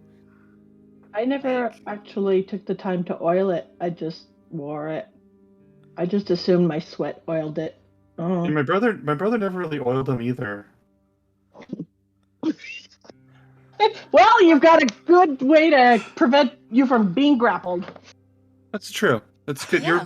You're clever. You're thinking ahead. See, how are You you see- supposed to be a knight in shining armor if your armor doesn't shine? Well, thank you. Let's go I find get- these apples. Sure. Are you guys doing that? Yeah, as long as Why not? Cray has a direction to go into. Cray, I want you to roll. Over there. All right, you head Credits! off in that direction. That's Oh. fine. As you get, as Callista gives you guidance. Callista, do you want to describe giving guidance to someone for the first time? Besides yourself? Oh. Well, and Bullbug. That's true. That's true. I would think that just in general, when I give people guidance, it looks kind of like one of those like inspirational shoulder massages, just in general. Oh, like you And got it just this. kind of feels like warmth, you know, like helps kind of relax you a little bit. Is kind of how I Wonderful. imagine it. And Kyra smiles and watches you do this.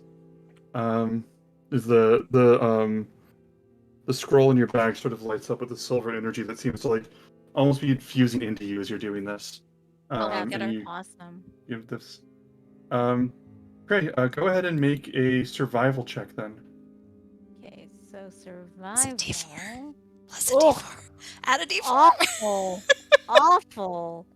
I have a +3 on that too. You can add another Boo. D4 if you'd like. 8. I think this Oh, one. yeah, I'll we add do the have that. D4. Mhm. Okay, I'm using it, guys. All right. Yeah, Using a use it. blessing. Thank you, So, Fatima. 10. 10. Awful. I'm gonna say you have the idea for the general direction at a 10. Better than 5. Yeah. As you walk off, Sure. and Kyra just follows you. It's like, okay, I guess we're following Karen. As you all taking notes, as she's taking notes, following you all, and goes, "This feels good. This feels good to do again." She looks at you all. Looks at Kiki. And it's like, thank you for taking me along. And you Just guys like have old times' sake, hey, Kyra? yeah. This is way prettier than the caverns. I'll be hanging Uh, back with you, Fimian, a little bit just to kind of give him pointers on how to like move wearing this, until he kind of gets used to it. Oh my mhm. god, Wow. he's tripping everywhere. For the moment, I Well, he's sound not a like a bag dwarf. of coins falling down the stairs. Wonderful. Clang, clang, clang. Wonderful. As you guys head through, as you're walking through, you see all kinds of creatures moving through the island: deer, boar, sheep, rabbits, all just moving past you, through you, under your legs.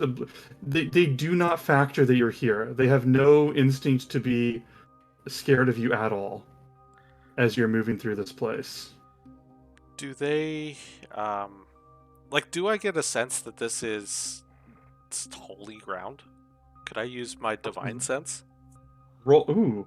Let me check your divine sense and see exactly what I'm legally obligated to give you.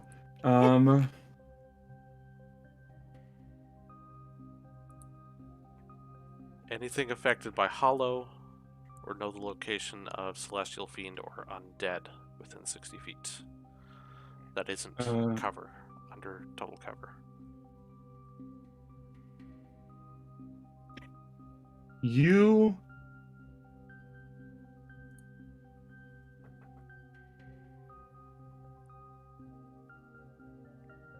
I'm going to roll a religion check. I'm sorry, you want me to roll religion? Or religion, yes, please. 14.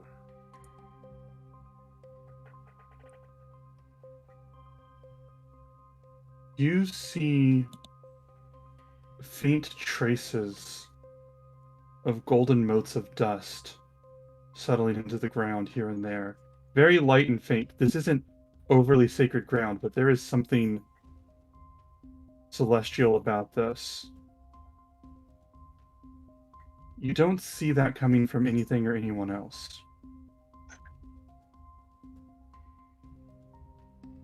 From the Not even the demigoddess? That's for you to ask. Fair enough. Sorry, Um, I'm sorry. I just no, thought fair. that was funny. That's fair. Well, I was going to ask, per the story that Kyra told us on the way here, would we say that this would be like Mitros' island? Like, I know Mitros itself is named after her, but like, would this be her island? Roll a religion check. With advantage because I'm family? With advantage because you're family. Allie. Allie, no, there wouldn't be any sort of divine sense coming off of any member of the party. Interesting. No, that's an 8 even with advantage. Fuck. Yeah, you have no idea. Hi, Allie. Okay. So, all of you are traveling forward. Is there anything else you want to do on your way? Do I notice anything else different as I'm making my way through? Like, do I see the source of the apples or anything like that, or the fruit? I'm going to say, as you get closer, you see also there's olive trees around here too. And you look at those, I'm going to say that when you look at those, let me back up a second. Let me think about something.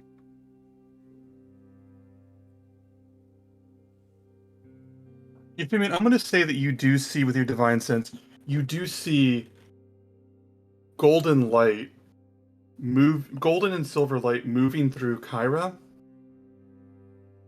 but it's a little fainter than you would think. Like, it's not like you would expect to be blinded by your awareness of her. And it's kind of just like lighting her up, if that makes a difference, what I'm saying. But yeah, you travel through, you see these olives. The olives smell good, smell incredible. And when you walk through, after a little bit, you don't have time to even look at the olives before Kyra goes, apples! And she just runs ahead, and like she's ahead like 50 feet ahead, like 3 seconds later. Kyra, no, don't. No, and she's like got one. She goes, "No, I got one for you." No, no, no, no, And no, no. she okay. Sorry, Just sorry, wait. sorry. We should ask sorry. permission. It's not our island, love. Just She goes, who am I going to ask for permission from? I'll wait for you, but um. I think perhaps we may have to ask your mother.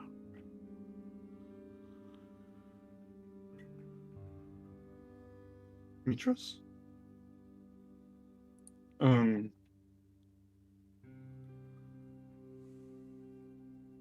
she looks around and looks at the island. I'm going to come up to her and just don't look with your eyes. Listen. And she closes her eyes. And she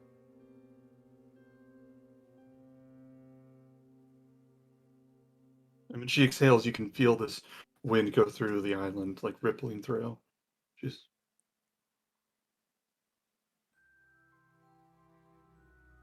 and she keeps her eyes closed for a second to just sort of twitch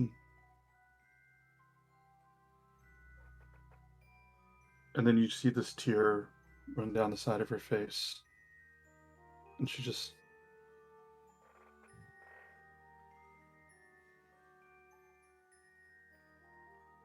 thank you. I think it's okay if we take the apples. I think they're for taking.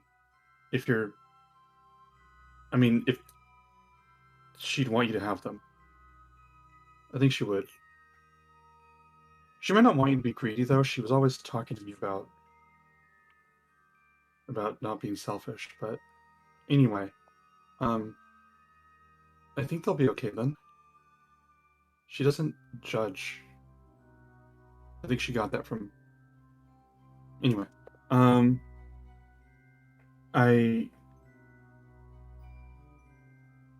If we want apples, I think that she'll let us have some. But it's not my call. It's not my choice. It's not my story. As she sort of stands there impatiently looking at the apples. I'm gonna go ahead and grab one from the tree. And then as I don't want to eat it right now, but I want to keep it. I'm gonna wrap it up. When you pluck this apple, you see another one begin to, not fully, but you see a blossom appear immediately where it was. Neat. And this seems like the freshest, most perfect apple you've ever seen. And as I'm wrapping it up, I just want to send like a little prayer of thanks to Mitros as I put it away. Mitros or Thalia? Thalia. Oh. Yeah, I was gonna ask for clarification on that. Okay, yeah, sorry, I did mess up my names then. My apologies then. Yeah, Thalia. So I wouldn't have known. Well, okay. no, because isn't Mitros Kyra's mother and Thalia is like the mother. Titans? Yeah. Thalia is like Yeah. the mother of all, and Mitros is the mother of Kyra. Like there's some family tree shenanigans. Okay. Mhm. I may have fucked that up then too. But No, that's fine. No, it works both ways. What Kyra told you was that Mitros joined with the tree to be closer to Thalia. And no comment on whether that actually works that way. But that was how she understands it to be. I'm going to offer a word of thanks to both. That's fair. Thalia. While they're doing that, can I climb up the tree and see if I can get any sort of like vantage on where we're at? See if I can see anything more from the top. Roll a survival check with advantage. With advantage. All right. Survival. Ooh, crit! I didn't even roll Nice. twice, just crit. And then I add survival is wisdom. So I don't know. Oh my god, what just happened? I'm so sorry. Survival +2. So 22 total. You're looking out and you look around, lots of trees, and you see hills and different paths, like not roads, but just like where trees grow a little bit less. You see something looming in the sky, something small in the distance. But then you hear, "Ah," and you look down and you look over and open like this path where the trees are growing a little less. You see a golden ram, a ram of shining golden fleece, standing, sort of looking idly, like not really processing what's seen, but sort of looking idly, its head in the direction of all of you, and then it sort of looks up at you, Callista. And, "Meh." Hi. Hi there. I think, let me double check, but I think I can do something here. Yeah, can I cast Animal Friendship from the DOS loot? Oh, you have the loot? Okay. Yeah, if you want to cast Animal Friendship, send this message out, and that obligates it to treat you as a friend, right? Like, you can't talk to or anything, but you can just, like... It has, if its intelligence is 4 or higher, the spell fails. Otherwise, it must succeed on a wisdom saving throw or be charmed by me for the next 24 hours. Okay, so you, what was it? It's a beautiful... So you cast this magic, and the creature just looks at you. Meh! It's almost as if chastising you. And the spell does not take hold. Hey there. Do we see this? That you would hear the sounds, but you wouldn't see it. I'm not being subtle, so yeah. Mm. What are you doing here? Kyra goes, Callie? Huh? Are you talking to... It sounds like a sheep? Yeah, actually, a ram. I made a friend, I think. Oh, I thought And you I'll were just, like, talking to look at it. me. Because I was just grabbing some olives with lots of, like, thanks. I think that would be great on pizza. But that's just my thought. Kyra I'll goes, try to... No, Kyra go ahead. goes, we can make them olive oil, but anyway, Callista. Hang on. I think I may have made a friend, and I'll try to like shimmy down the tree in the direction of, and then move in the direction of the ram. All right, Craig, I want you to make a nature check. Oh boy. All right, nature, here we come.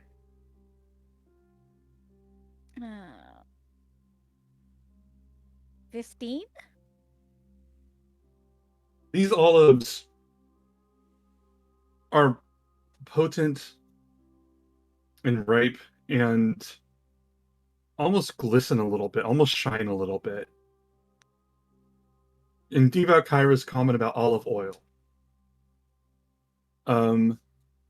You've been around enough of these folks that you suspect that everything you know about this island and everything you've seen, olive oil from these things could probably be especially good, especially helpful. Okay. What was it?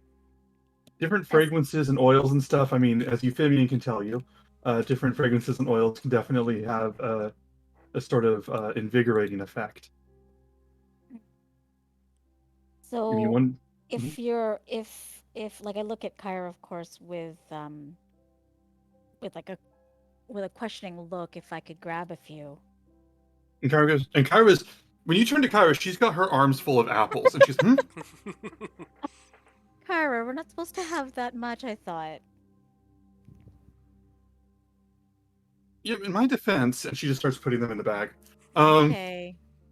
So I'll You're grab sharing with the rest of the crew, right? I was gonna say, yeah. I'm taking like 20. So say I grab some olives and then I Mm. do a great big, and I don't pray very much, as you guys know, but I will pray in that moment to Thyla. I'm bad with names, folks. Mhm. And Mitros as well to give thanks. Okay. I love this. Would like to take the olive tree. Not the whole tree, obviously, but I'd like to sort of ask for permission to take a cutting.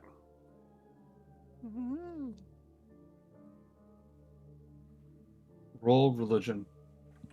I'm going to say that a lot here.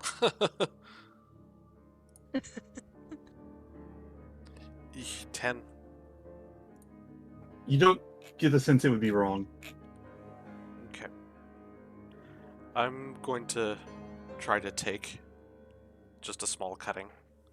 I don't know myself, Ben, enough about plants to know where you're going with this. Are you trying to grow another olive tree? More, I'm going to see if we can graft it into the Ultros. Oh, okay. Ooh. Cool. You mean Yes, the okay, I'm dryad. intrigued. That'd be cool. I'm intrigued. Yes, keep it. Yes, good, yes. Great. What I will tell you, the amount of, I don't know how to say this without just showing my hand. To turn these into a usable amount of olive oil would actually take some time on this island because you would need a lot of them and to go through like a harvesting, pressing process.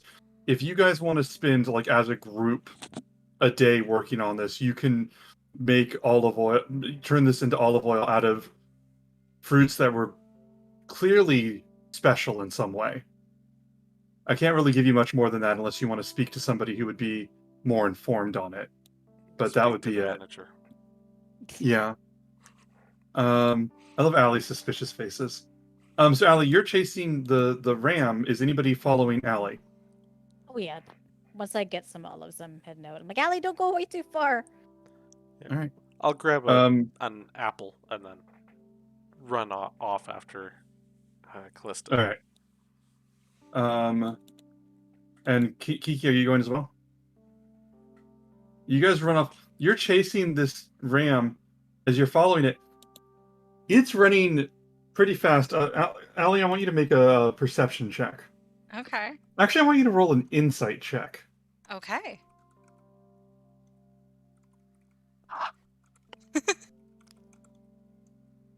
$14. As you are chasing this thing, it stays just out of sight the whole time, or just ahead of you, just barely out of sight the whole time you're chasing it. But then as you're running, this thought occurs to you. You are not that fast. And this is some sort of incredible being. It is, and it has maintained its exact amount of distance from you this entire chase. As you catch that, as it's seems to almost be allowing this to happen. Is there anything you want to do in light of that? Nope. I'll just keep going. Yeah, just keep going. You're running, following. The trees are getting thicker, and this path is getting a little bit more obscure. And then like what little walkable road branches out in like five different ways, and then there's like an underbrush where it seems like it stops being a road unless you like go through some bushes. Like it's just a million different things this ram's running through. All of I you following will each other. cast message at it because it Mhm. has to be within 120 feet. So I will Mhm. just point at it and just say like, "Hey, so we're not here to hurt you or anything. Are you taking us somewhere?" I know it can't talk, but I'm hoping that it can understand. Well, I guess I don't know that it can't talk. If it can talk, it can respond in a whisper, but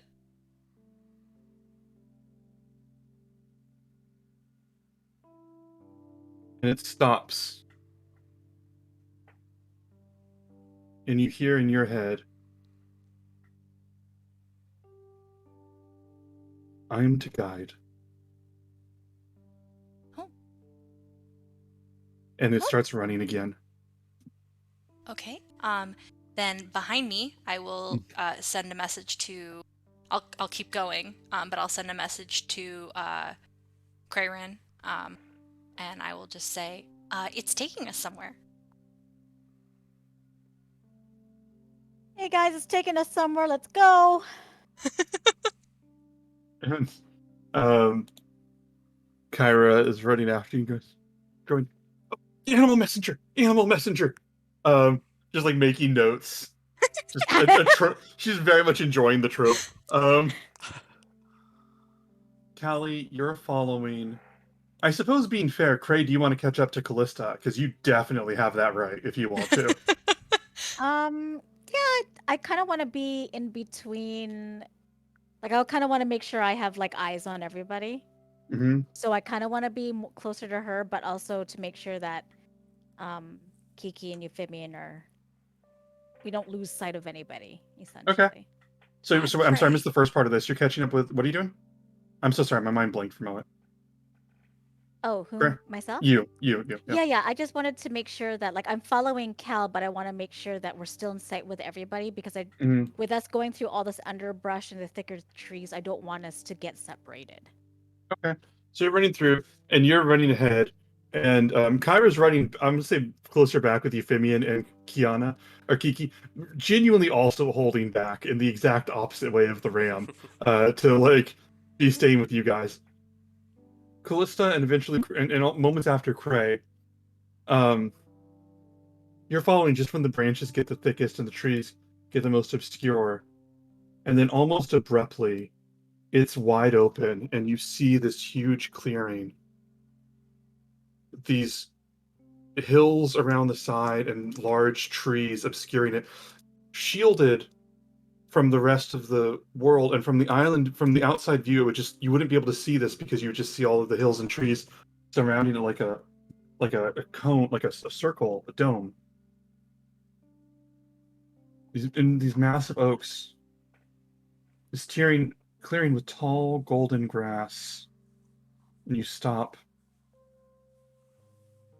and you look at the one enormous oak tree towering in the middle of this clearing, easily more than 200 feet tall, as the ram just slows down and begins to graze the golden grass.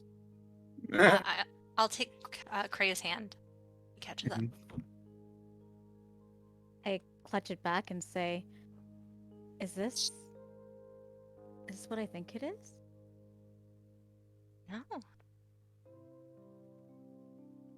And in moments, Kiki, Euphemian, and Kyra catch up. And Kyra just gasps, and just stops writing. It's glorious.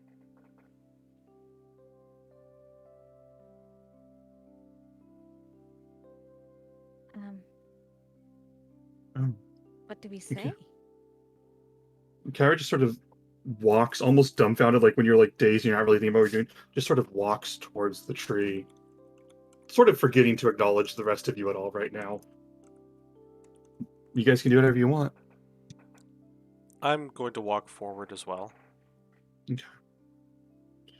I'll just hang back and give the ram a little pat, fell at me, and just say, like, "Thanks, little friend." And it looks up at you confused.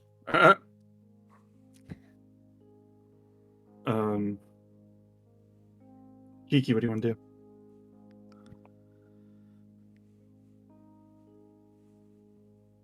You're muted. Oh no. No, I was saying, oh my god, because I couldn't find my mouse. To unmute. I'm just gonna be kind of standing there, kind of just awestruck, just kind of looking at the tree, like, man, this is massive. I don't think I've ever seen anything this enormous, this majestic. And you feel wind blow past you, Kiki, and all of you, even though you're perfectly enclosed and by the things around you, this gentle wind blowing past each of you. I catch up to Kyra. When you get close to her, she just says, Mom said she wanted to join with Thylia in the world, and she said in this way where I knew it was goodbye, so I didn't ask where she was going. This is new. This is. I'm sorry. I'm so bad at exposition right now. This is new. Is what I'm trying to say. That's okay, Um, Kyra. I mean, do you want to talk to her? oh, I'm not good with the words, Euphemian. How far are we from the ship at the moment? I'm pretty ding, but I'm bad with numbers. So can you? It would be easier for me to answer if I knew why you were asking. I was thinking about casting sending Mm-hmm. to Pythor Yeah. and saying, Okay. Yeah. hey, this might be something of interest to you. Oh. Okay. Is that what do you say exactly? So I'll call him up and be like, Pythor, this island seems to have something of some significance. You may want to join us ashore. And you get this message back that just says, "All right, bringing in the big guns, or sorry, bringing in the big muscle. I'll see what I can help with, and I'm sure I'll just follow the sound of chaos. I'll be there soon." And it stops. And yeah, that'll be a little bit. I'll send the manifest mind out into the forest just to sort of follow, direct him back. Okay.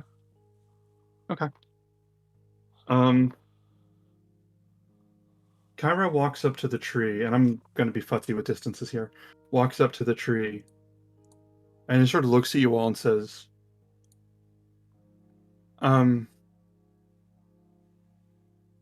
if I know how this thing works,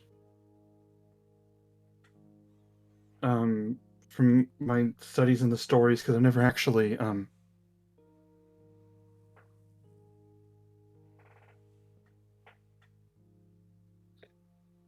I think that The heroine in the story. you can all talk. You can all talk to her once, and say what's on your mind, and she'll hear it. And you can ask her something if you want to. If you're the kind of person that she'd want to answer, she might.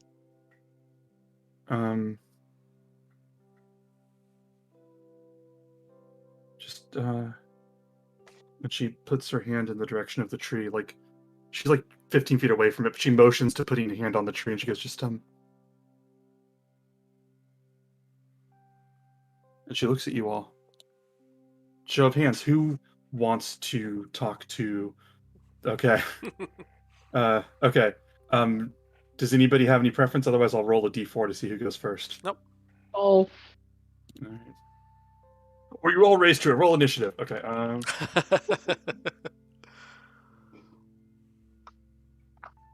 Iki, you're first. Ah! Appropriate. Or do you want to pass? Do you want to pass and come back to you? We can come back to you. No. I'm gonna go. Because what I was wanting to look for is not gonna have any bearing to this, because I can word it such a way. So I will go up to the tree. Okay, I want to be clear because this is going to be a one-time thing for this campaign. Mitros joined with this tree to be close to Thylia because this is Thylia's tree, so it's kind of like both of them together. But Thylia tends to be extremely silent and passive. Mitros, you've spoken to Mitros. You can have one brief exchange and ask one question. You will only get a response if either of them deems you worthy of a response. I just wanted to lay all that out there before you say anything. So I will go up to the tree. I will kneel down in front of it and put both my hands on my forehead against it and close my eyes. And I just want to smile and basically say, "Hey, Grandma." And then I'm going to take a deep breath and I'm going to ask if she might be able to let me know which of these constellation islands I can find Hexia, the dragon who took away my mother. She can give me any type of sign, any sign at all, to where I can go for that. I want to do some thinking here. Mhm.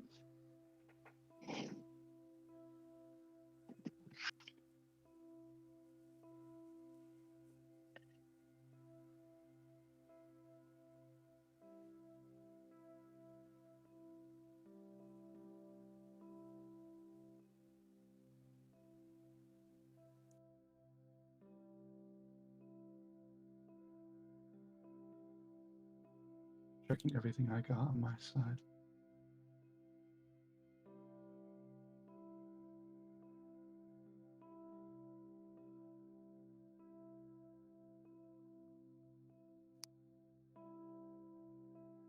And you feel the wind blowing past you, warm. And you see this island in the distance, far in the forgotten sea. And you hear the roaring of a powerful dragon.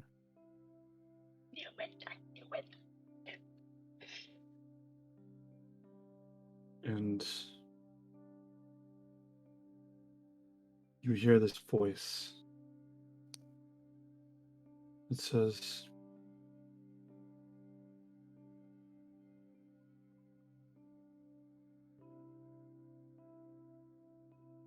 all of us have committed wrongdoing, whether active or passive. All of us should seek forgiveness, and all of us can be forgiven.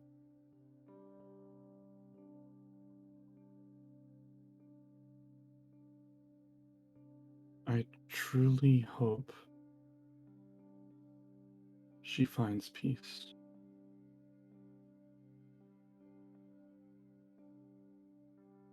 It's lovely to meet you. Your hands are so strong.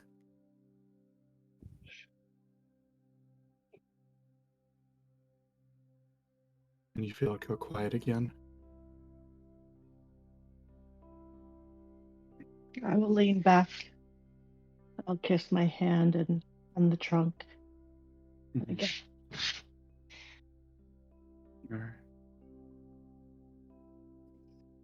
Anybody else, or I'll roll? Okay. Let's pray. So I will go up to the tree. I'll sit crisscross applesauce in front of it. Actually, put my back to it. Okay. And kind of lean my head back and close my eyes, breathe in, sigh, let it out, and say,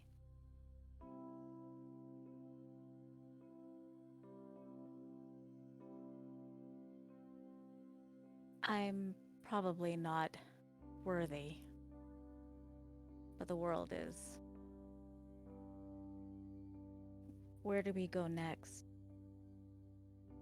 to find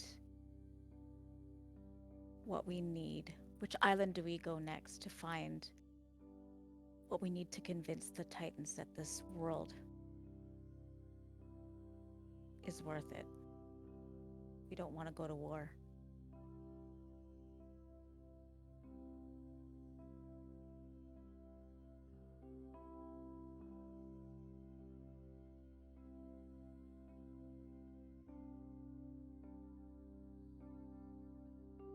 And the world melts away like sand in the wind. And you see yourself and all of your friends in this void of stars and prismatic colors, with Lutheria looking down on you.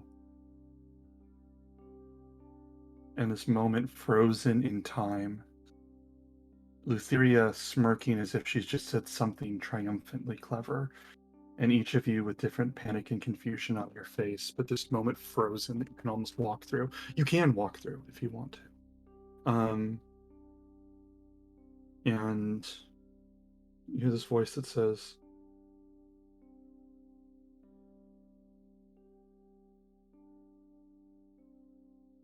"It makes me so heartbroken to think that very little can stay their hands. Lutheria wants dominion over all of you.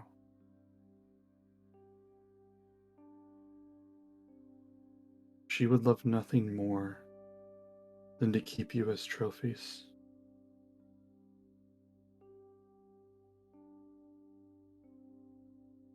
Cray, you have done so... Sorry, Crayren, you have done so much for so many people that I cannot bring myself to lie or hide that answer. That you can sacrifice of yourself. But I really hope that you let this fall from your mind. Because you're right, the world is worthy, and Crayren, I have wonderful news. You're part of that world. I kind of sink down lower into the tree. And I don't know if you guys see it, but you'll see some tears just at the corners of his eyes. As you become aware of the smell of the grass and the oak, and apples and olives, I'll roll a die for one of you two. That was a real answer, Cray, I promise you. Whew. Callista, you're up unless you want to pass it to Reed. No, I'll go.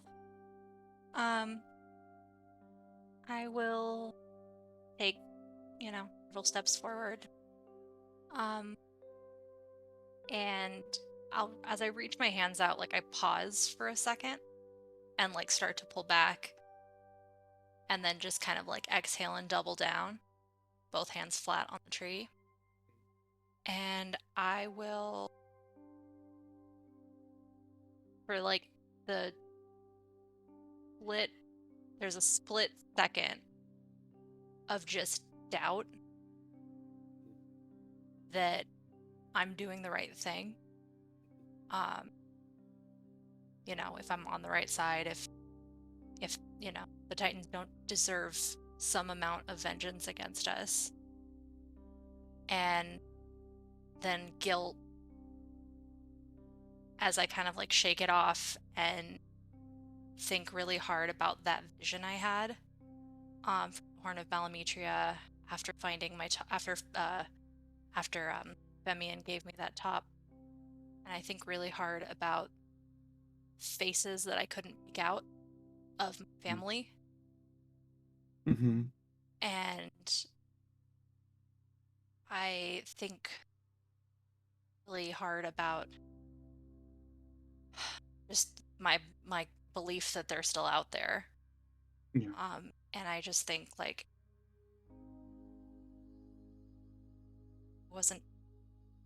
had to let go. Where do I missed that. What was that? Oh, I wasn't gonna look anymore. I was gonna let it go, but now that I'm here, all I want to know is where can I learn what happened? What happened to me? Give me one moment.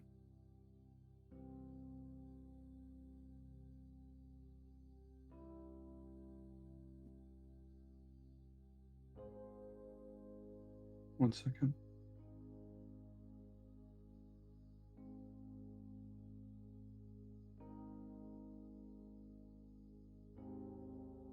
And you hear this broken-hearted voice speak to you.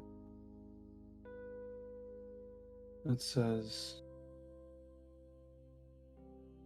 what was it?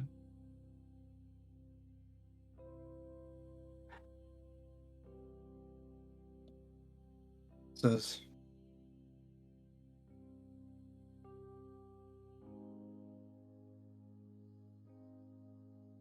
I'm sorry for what I did.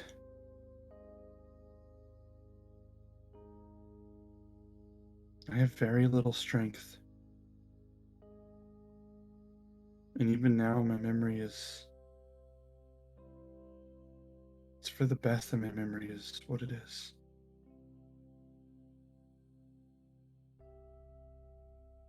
Lutheria learned about you. And I knew that you were special.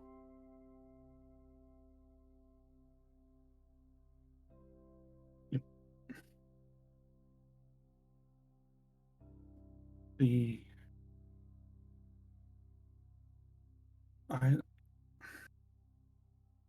fates will know.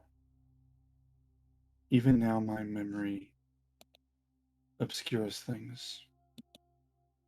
The fates are the only ones whose memories can't truly be lost.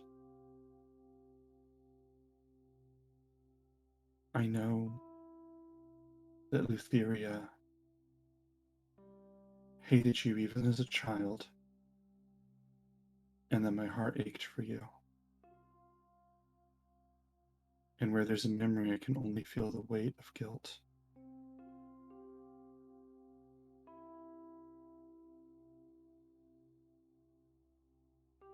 You have endured so much.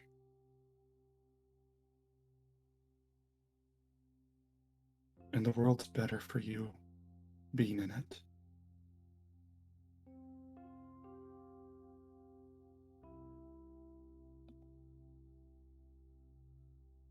Speak to the fates. And you feel the wind blow, leaves fall, a couple golden leaves fall next to you as you become aware of the world again. I'm gonna take 2 steps back and kind of like instinctively hug myself and cast calm emotions on myself.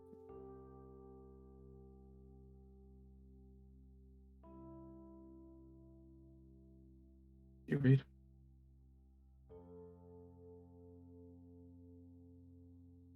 I'm gonna start heading over to the tree. But when I see Callista, I'm going to stop. I'm just going to grab her shoulder, just gently. Are you okay?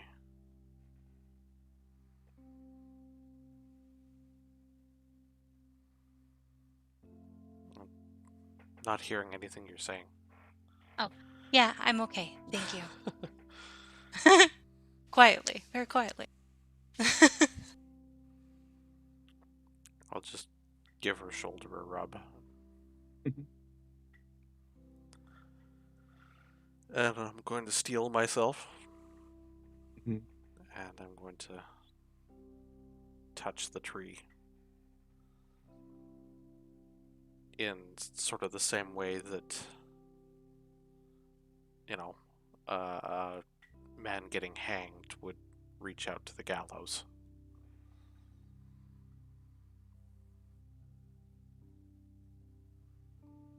I don't know if I can get anything here. I don't know. But I do know that I have to ask at the very least. We've been told that we need to go through and speak to the Titans about this. And we know that Lutheria lives within the Nether Sea. How do we find it?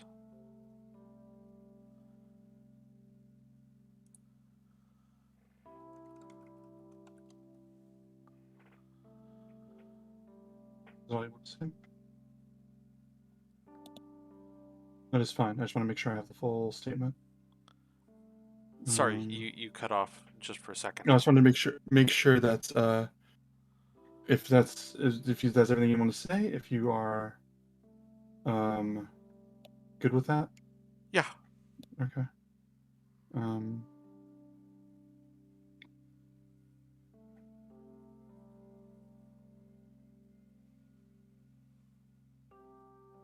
One second.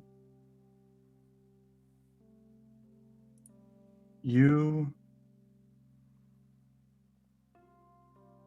see the Nether Sea, the ocean, with the prismatic colors and the stars, almost like an aurora borealis effect across the sky.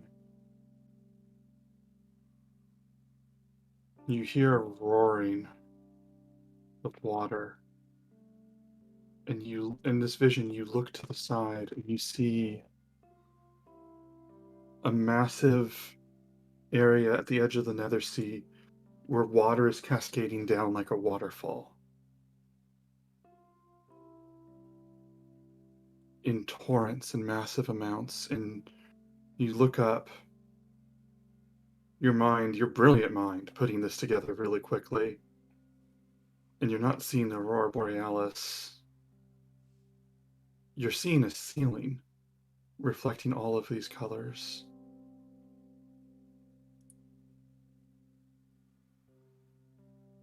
And you hear there is a river, and there is a mouth in the ocean, the Forgotten Sea. Both are very dangerous. Charybdis, the maw. You can possibly travel that way. Please be careful. It's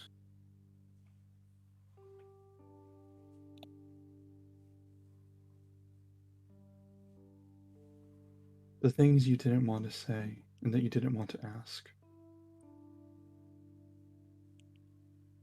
It would have been okay. You're just as worthy of asking these questions as any of the rest of them. It was a pleasure to meet you.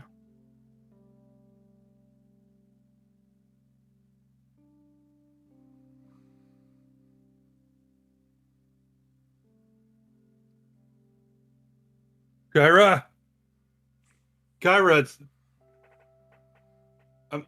It's just a bunch of trees and there's no markings, and I found these apples and they're good, but oh wait, there's a book here. Hold on. As you hear this walking through the woods, Kyra looks at you all and goes, "Okay, is it okay if I just need to?" And she walks over to the tree and looks at you all, sort of looks at you like she's like asking if it's okay. She puts her hand on the tree and she says, "Hi. Mom? Hi."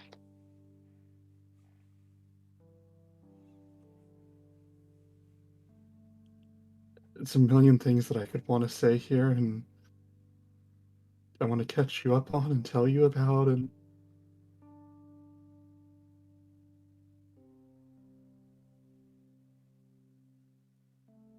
but I think that I just like knowing that you're here, and like knowing that we're here right now.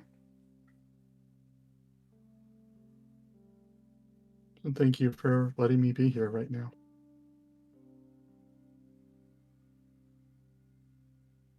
I should ask a question. I should ask a question.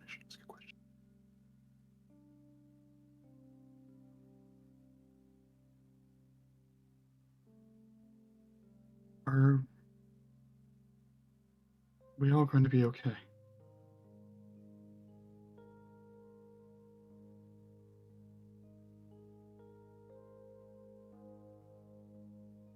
Okay.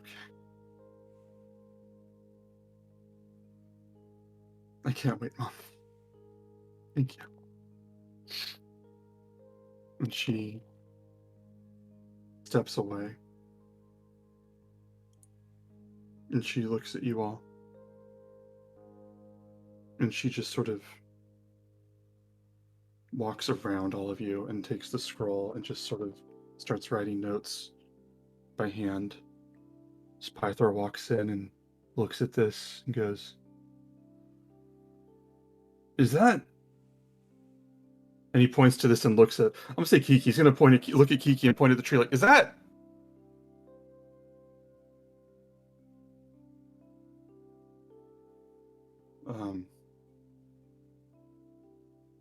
Okay.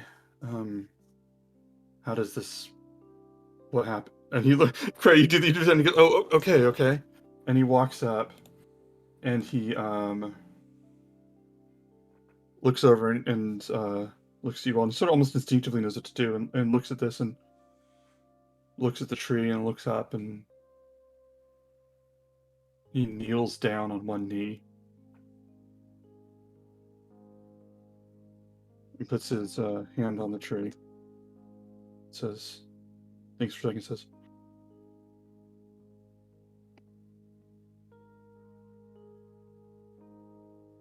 "I'll be honest, I thought it was all crap. I thought it was one of the, kind of call it metaphors. That was a metaphor. But glad to know you're here. And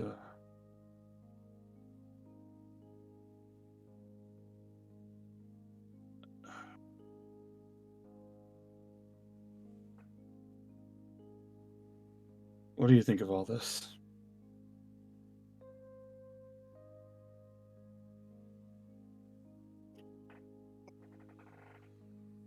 That's fair.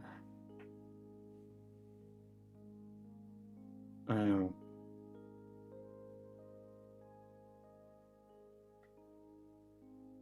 I don't know what to say in one thing. Just thank you for being here, I guess. I'm gonna try and make you proud, okay? He stands up and he looks at Kiki and goes, "Did you already go? Did you already?"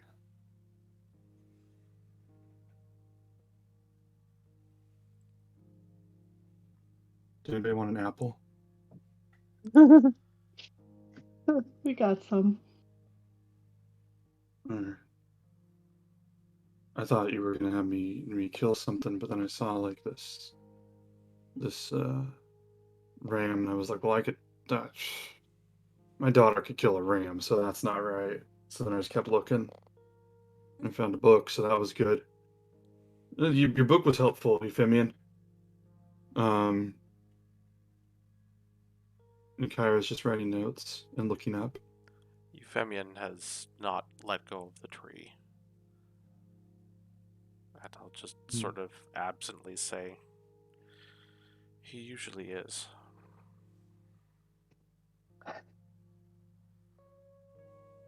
And each of you can feel the sky seems, in a way that is almost impossible to put into words, seems a little clearer, a little brighter than usual above, shining down on you.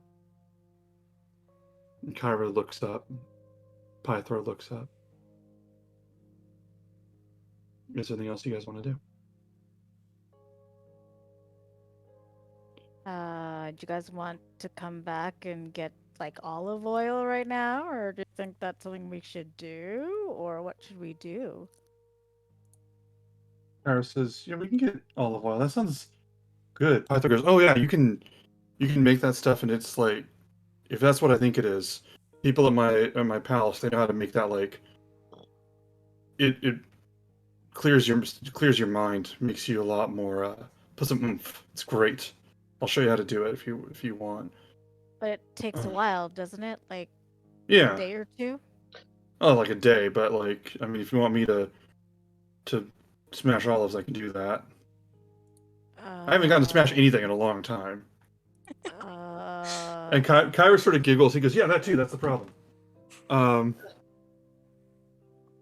I don't know. You guys at a game, do you guys think it's worth it to stay one day to make olive oil, which might be beneficial later on?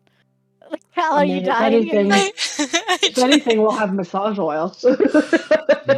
I just caught it. I just understood what happened there. It's a little behind. I mean, I don't know. I guess. I Come in handy.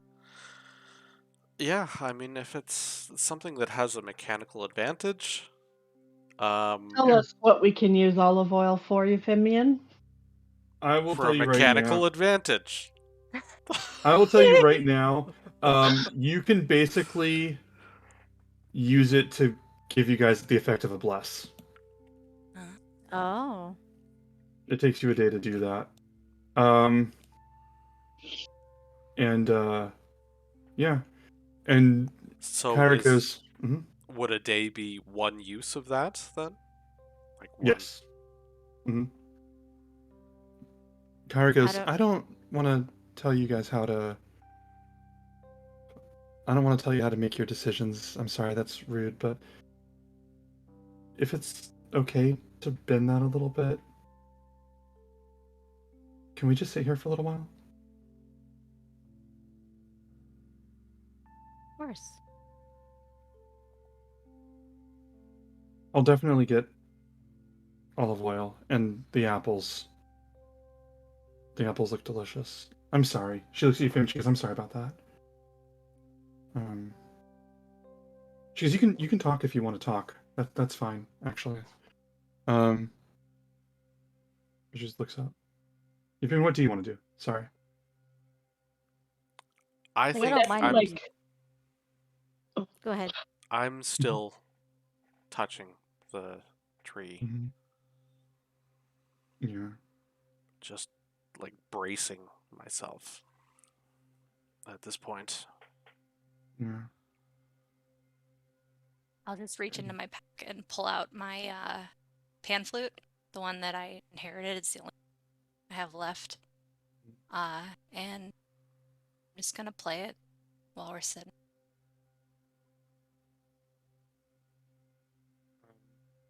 You go Kiki and Craig. Kiki, is there anything else you want to do? No, Tammy just had a question. Like, is it all of us to putting in the work for the whole day to get this one little? 3 people. 3 people for a day. So this group could do 2 of them in a day. Okay, so we'll have 2 uses of the bless. If if Kyra, Pythor, and all of you work together. Okay. And we're heading into wrapping up. Craig, is there anything else you want to do?